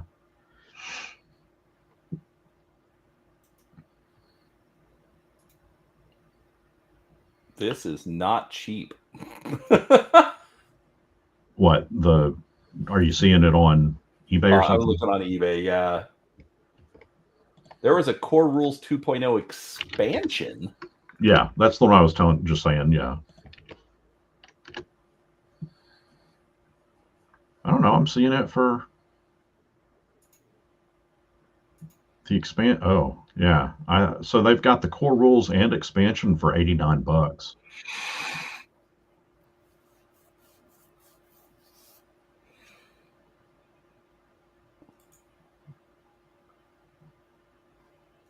Yeah, but anyway.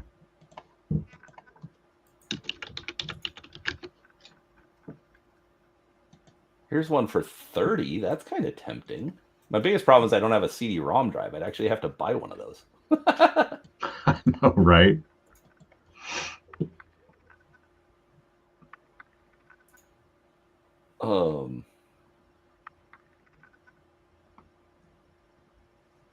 Yeah, but I absolutely love the map maker. It was just, that was something that was just so cool. I love the artwork on it.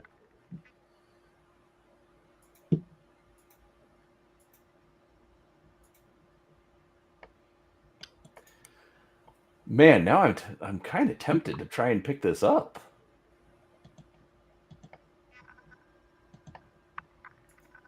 I saw too where they're Commodore 64, like actual Commodore, is re-releasing the Commodore 64. Oh, speaking of which, have you seen the? I think it's Nvidia are doing a special edition of the 50 series, RTX 50 series, that looks like a like old Commodore 64. Mm-mm. Yeah, the casing looks like the Cool. Yeah. Sorry, that just reminded me.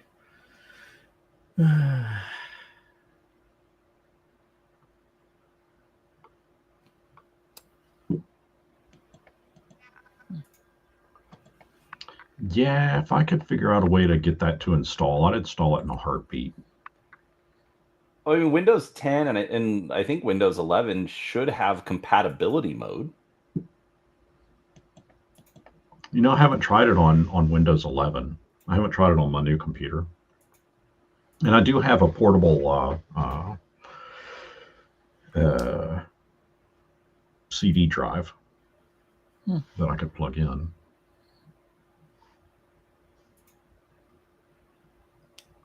I don't know why, but I am so tempted to try and get this. Well, if you do, let me know.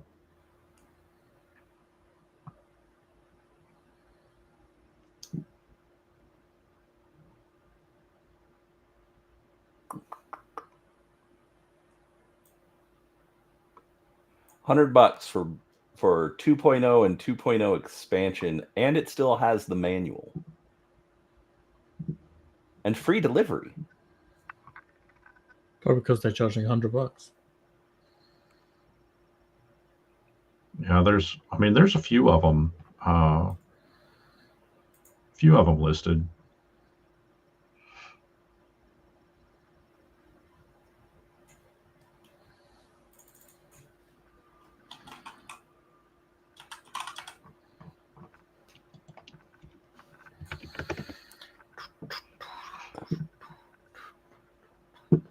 But yeah,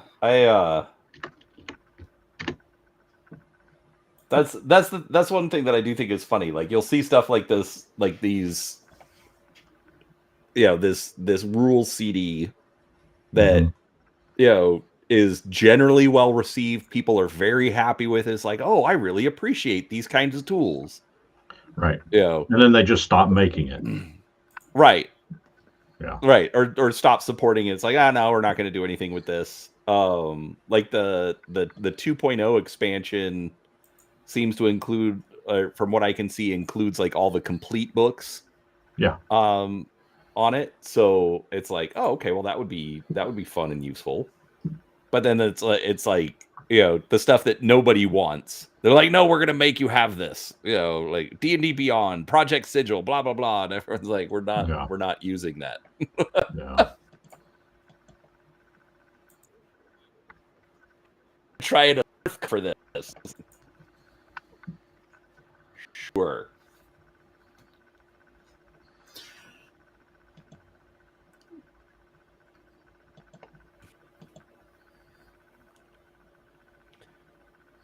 Yeah, Grumpy's right.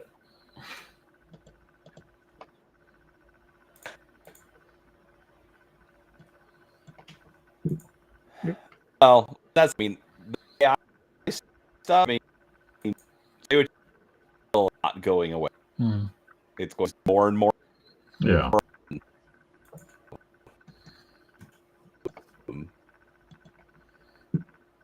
And that problem, it's not you, but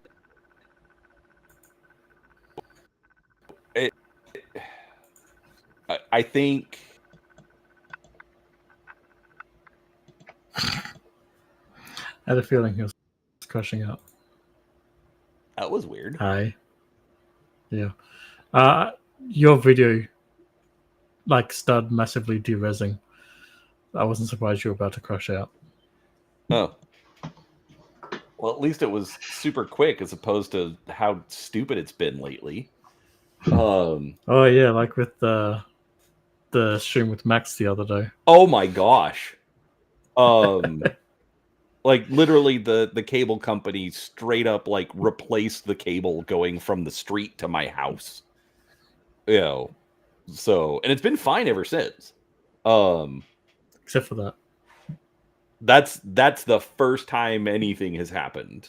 So, you know, I'll take that. But yeah, like the horror stories that I keep hearing about people having to deal with artists, you know, can't get the work done, can't get anything turned in on time. You know, like it I you know, I think companies are going to be pushing more for that. Yeah. Because of it. And to be fair, like when you get a good artist, often you'll try to hang on to them, and thus making your work exclusively from that artist or key to that artist's style. Yeah, Right. it means that good artists are only in very select spots, and everyone else has to put up with AI because a lot of the artists nowadays kind of fucking suck. It's sad when AI can produce better artwork than some legitimate artists. Yeah. Yeah, and Grumpy, you do that, we're gonna have words, bro. Um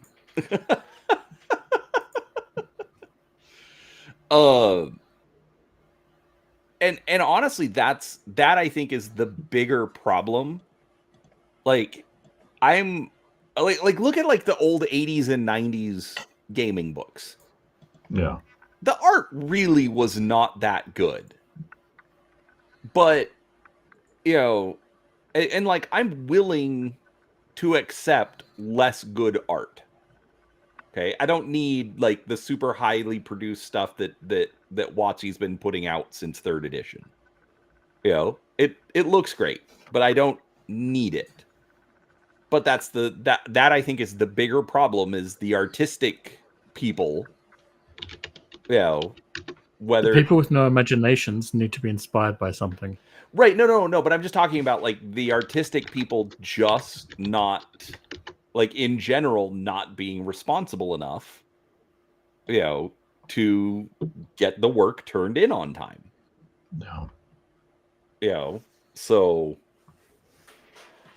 or like Bear's situation with Heroic. You know, he has an artist commit like set up, the artist agrees to the terms. Yeah, You yeah, know, it's crazy. right, and then just like, I don't want to do it anymore, and just poof, Yeah, disappears. yeah, You know, so it's like, oh, I've made this budget, I've done all of this planning based on what you agreed to. yeah. You know, and it's like, and you're surprised now that people are willing to just go to AI and like, you know what, good enough, close enough to what I want, don't care. You know.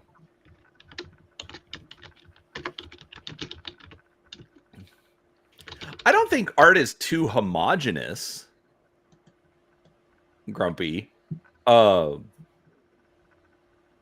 There's all sorts of wonderful styles out there.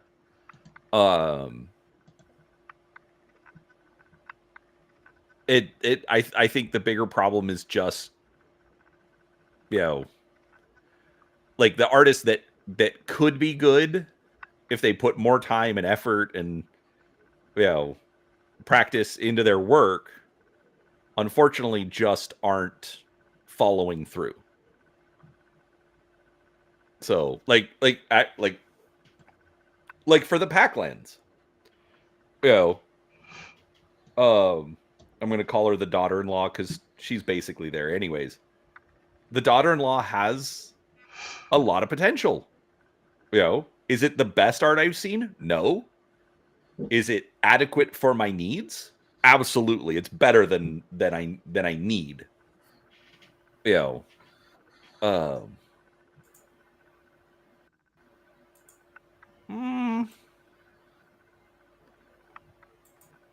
I can see that argument. The art being homogenous in a book. That's true. You used to get a lot more styles across a book. And now it's very much like, even if it's different artists, it very much looks the same across a book. I will say, though in my way, I do like it when like the setting book itself has consistent artwork. So like Eberron's art being all done by Wayne Reynolds. I liked that symmetry, that cohesion of that setting looking like that. I wish they had been more consistent with Greyhawk and Forgotten Realms during 3rd edition like that. But yeah. However, with Wayne Reynolds, that's typically just the cover art. Because like when we did the deep dive of the campaign book, I'll just use this as a simple example. The Kalashtar versus the shifters. Very, very different art styles.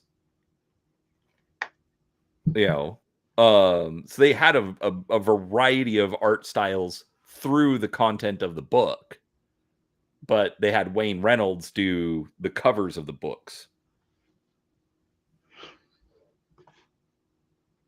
So, anyways, now that Seraphis has abandoned us. Fine, I'll join everyone else. Yeah, but can your profile do this? No.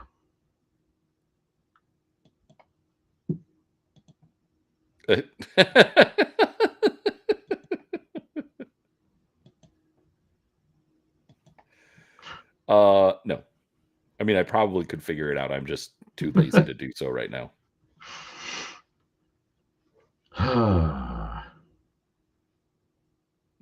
It'd be hilarious if, like, he's just gone to bed. We're just gonna and we'll just continue the stream for the next 8 hours. Oh, there he is. No, we weren't talking about writing you out of your own show.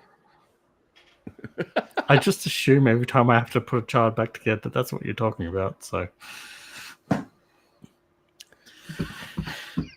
like always, if I've had to pop away, it's because I'm putting a child back to bed. So. We know, Seraphis. It's fine. Yes.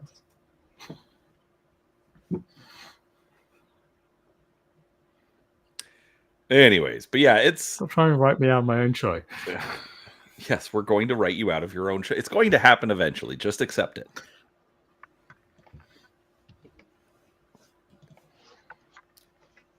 So, what was with the Kalashtar?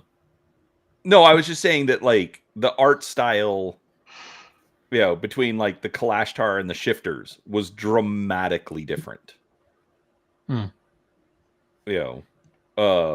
So the art style was the cover was always Wayne Reynolds, but the interior they would do different things.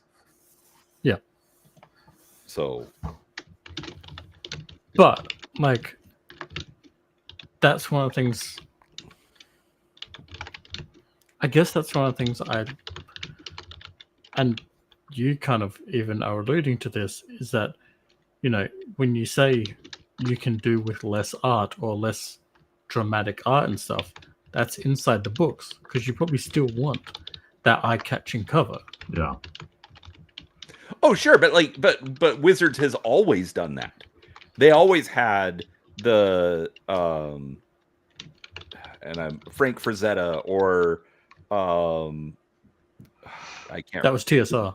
No, I understand that, but I'm just Larry Elmore. Larry Elmore. That's the name I was looking for. They had very, very good cover art. And spent through the nose on the cover art.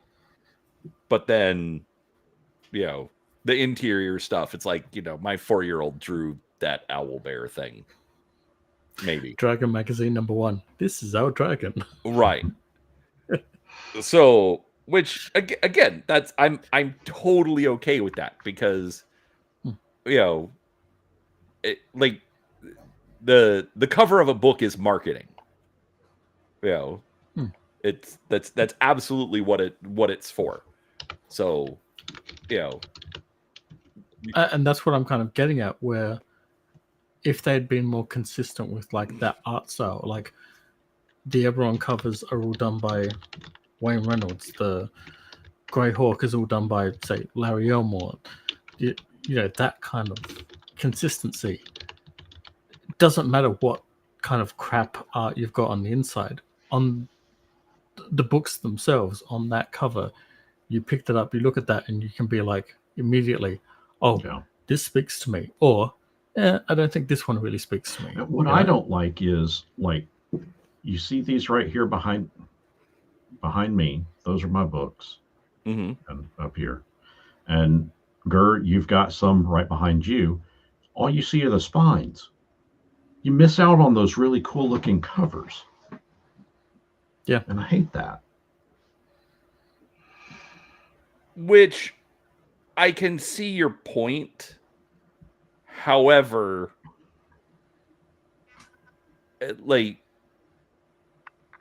unfortunately, it's hard to, dedicate a lot of space to art and stuff down the spine. Yeah. But again, it does kind of go to the bookstore. How are they going to put it out there? Right. So unfortunately, you can't control them. Right.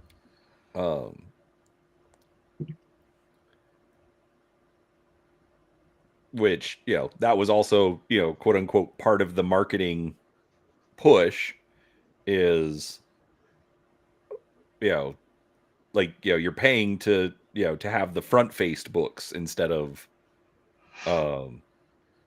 just put in spine out. So something to consider. Mm-hmm. Something else to consider is that it's after 12:30 here, so I'm gonna have to go to bed. So we're gonna wrap this up. Really? Okay. Do that? Yes. I don't know. I mean, it's only 7 a.m. I don't know what you're talking about. 8 a.m. for me. Did I not just say it's 12:30? Look, I just assumed you were making it up because you're in imagination land. Hey, I took my NyQuil at about 10 o'clock last night, laid awake in bed till about midnight, and for some dumb reason, my ass was up at 4 a.m. Yeah. Yeah, I passed out at like 9. Anyways, all right. Well, we'll end it so that Seraphis can go get his beauty sleep. Lord knows he need it.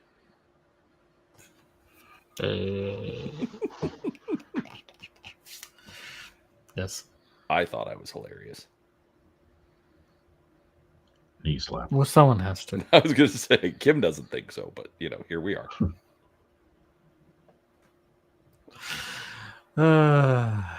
Okay, well, I don't think I got to any of the topic.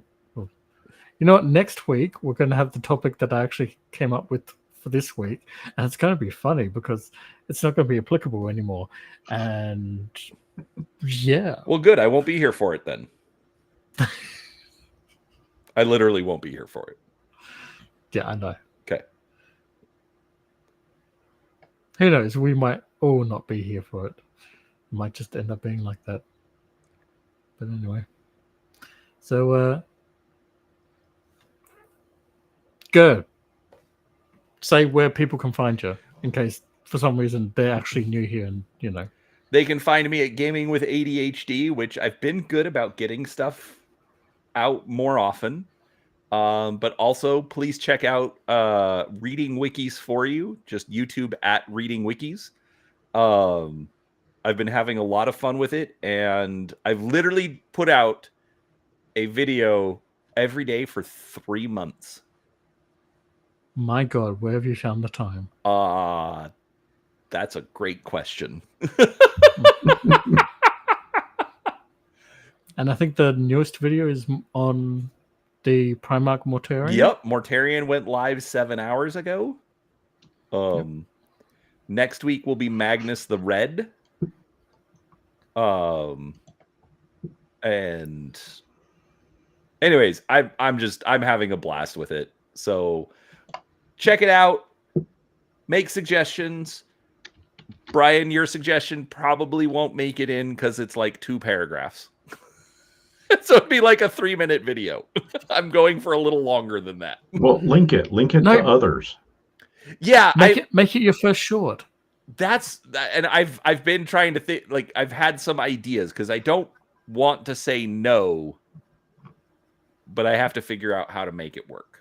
So I mean, it has a link right there. The very first one jumps directly over to D&D. Right, and I've been thinking about. I'm going to play around with it. So here's your challenge. Take that one and do a reading, but make one like this is going to end up being like you say this is short. So I see 1, 2, 3, 4, 5, 6, 7, 8, 9, 10, 11, 12, 13, 14, 15, 16, 17, 18, 19 links that are embedded in the article. So you have to do side tangents when you get to those specific links and read that one before you can get back to the original one. I specifically don't do that. I've done it once. That'll give you like a 9-hour video. Well, no, so I've done it once, but I know what you're talking about. But typically what I do is I just read the article. Yeah. The one exception I made, because I'm doing all the NFL teams, and usually when I'm reading through the team, it's like, oh, here's a history of the team. Right. Okay. Well, I did the Detroit Lions last week, and for some reason, their history jumps to a separate article. And I'm like, this is going to be weird, and it's not going to fit with the others.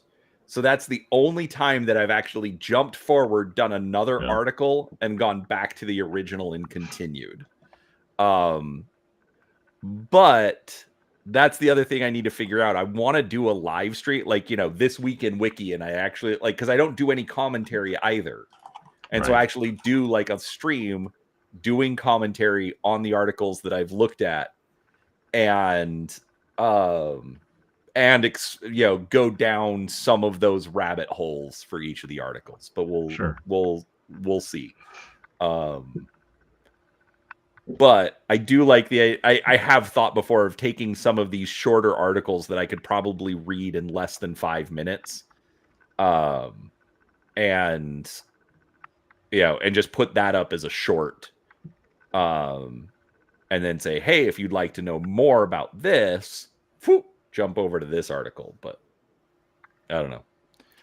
By the way, when you finish all the Primarchs, are you gonna put it into a massive compilation so that if people want to like have a 9-hour playlist video? Yeah, do it as a playlist. Well, I've got a playlist for it already. That is an interesting idea of re-releasing stuff as like one single giant video. Because apparently that's very popular and people do it to fall asleep to.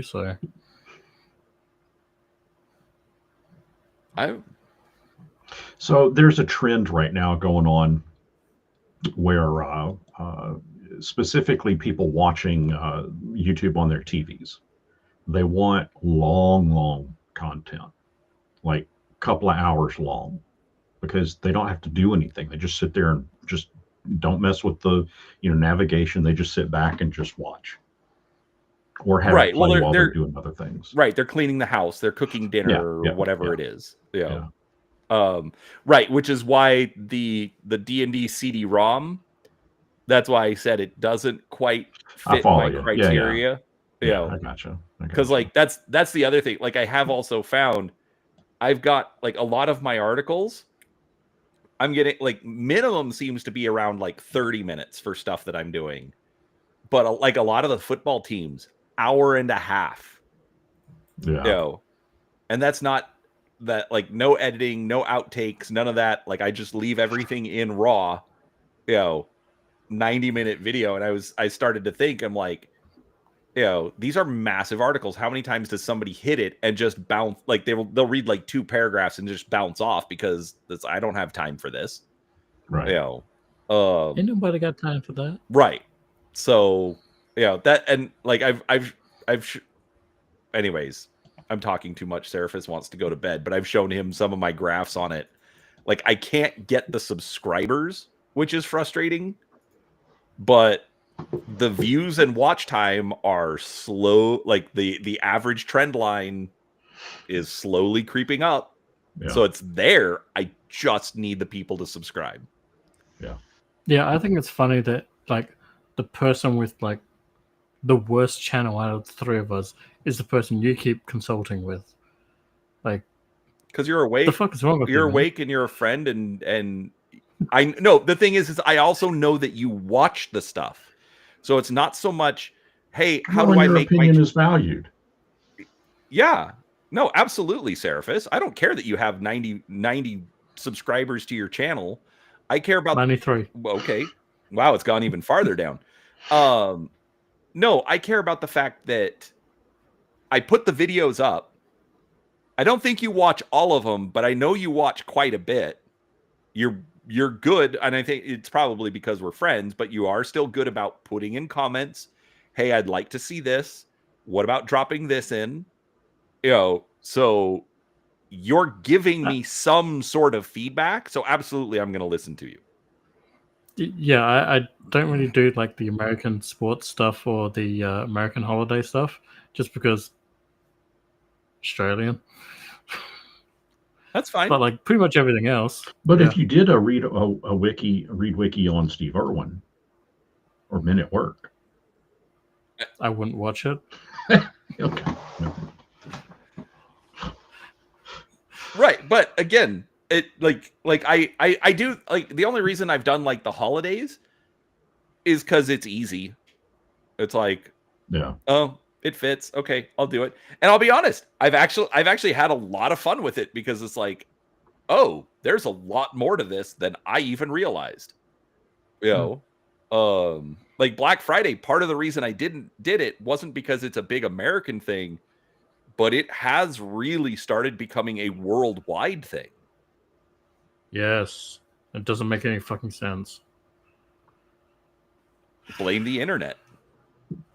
I do. I mean, that's literally and the reason. social media. Fucking Sydney fuckers. We just think we're all American because we're just going to absorb American social media. Fucking dumbass cunts. How do you really feel, Seraphis? Sunshine, lollipops, and rainbows, little thing. Hold on.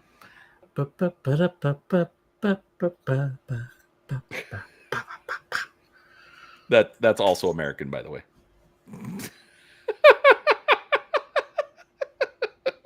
And what better thing to, suicide with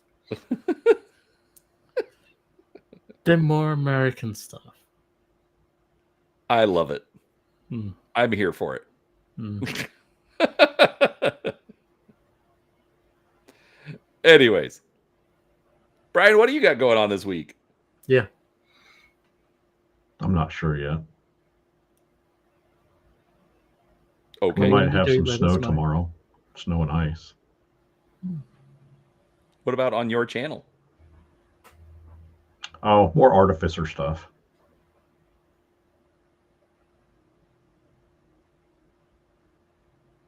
I will go back and watch the other ones. I've been bad about it lately. It's not everybody's cup of tea. No big deal. I probably gave you at least 3 watches on that because it took me 3 times in order to be able to fucking finally hear the damn thing. Oh, the story one. I was just going to say, that was not a good morning. Get it. Yeah, well, yeah, what were you saying? Story? No. Just commenting. Yeah, no, I wanted to hear it. What? No, I was asking if you had listened to the story one. Yeah, that's the one I'm talking about. Yeah. Because it was Yeah, I'm good. going to be working on the second part to that one this week. I'm going to drop those. It's kind of a podcast style. I'll be dropping those every Friday, I think, until it's finished. What is this, might I ask? It's just a story. I mean, it's like a podcast mystery story style thing where it's less focused on visual and more focused on you just listening. You know, so Okay. like folks can be driving in their car and listen to it. So sort of like my Sunday story time, but your own story that you wrote? Yeah. Oh, very cool. I will check that out as well.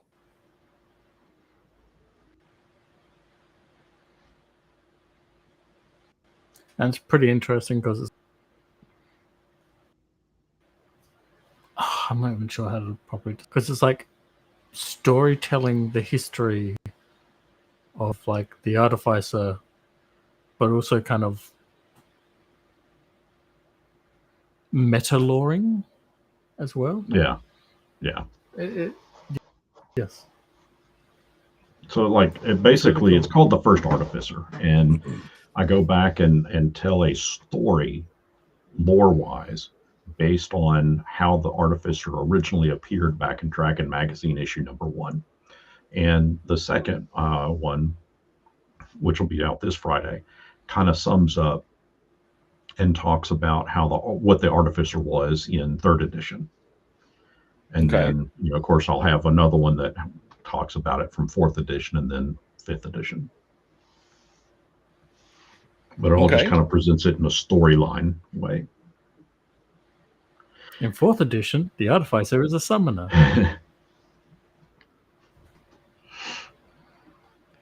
Because they forgot to make item creation rules for that edition, because why would you want to make stuff in a role-playing game? Oh, 4th edition. We hardly ever talk about that.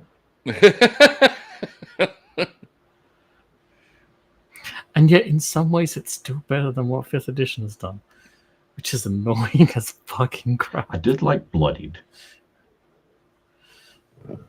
I liked the minion rules. Yes, so do I. I mean, 4th edition had some stuff in it. I mean, it wasn't much, but it had some stuff in it. Yeah, see, no, because like, I realize I'm about to keep the stream going even longer, so for fuck's sake. But you're bad at this. I am terrible at this. But no, here's the thing: 4th edition is a really cool war game. I've heard that argument. Or rather, a really cool skirmish game where, you know, you're playing with one or a few like characters rather than like a nameless army. You know, you've got, oh, here's my 2 characters kind of thing. I don't know if you've ever played like Frostgrave or something, but it's kind of like having the master wizard and the apprentice.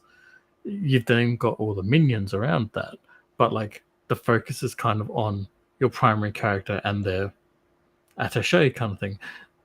And then, you know, kind of like with Frostgrave, 4th edition kind of pushes forth the adventure, the combat, the like, you know, things are per encounter rather than, you know, per day, which is a lot better for that kind of play. Mm-hmm.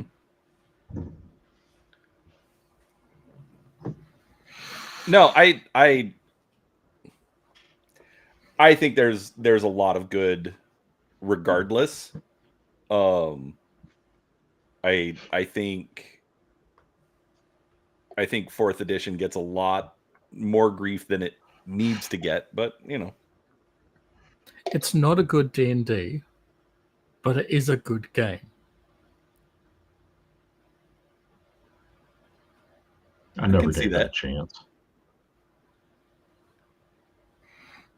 See, if you, like, quite literally, if you took the system, forget it being D&D, and ran it as, like, something more akin to, as I said before, Frostgrave, you'd probably have a fucking blast with the game. Maybe.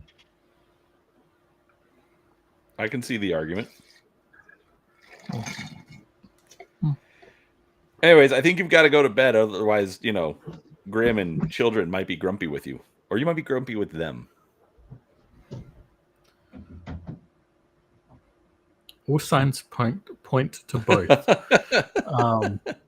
But yes, it's now almost 1 o'clock. Yay. Let's wrap this up, and I'm going to go to bed. So, yeah, you know, check out, you know, Dingus and Dongle here. And I don't know, unsubscribe to me, because that seems to be the trend. Legit, that is funny. But yes, no, yeah, we will do this next week, and at some point, I swear to God, I'm going to find time to fucking do a video on something. But I am so fucking swamped at the end of the year right now. Yeah. You mean you have responsibilities? Yeah, it's almost like I'm a, you know, full-time dad or parent or something. Who knew? Something. Yeah, something. And we'll do Grumpy. I will say hello to Grim for you. So, yeah, with that, any final words from you two? I'm keeping my mouth shut. Otherwise, I'll just keep derailing this exit. Kumquat. Burrito. Cunt.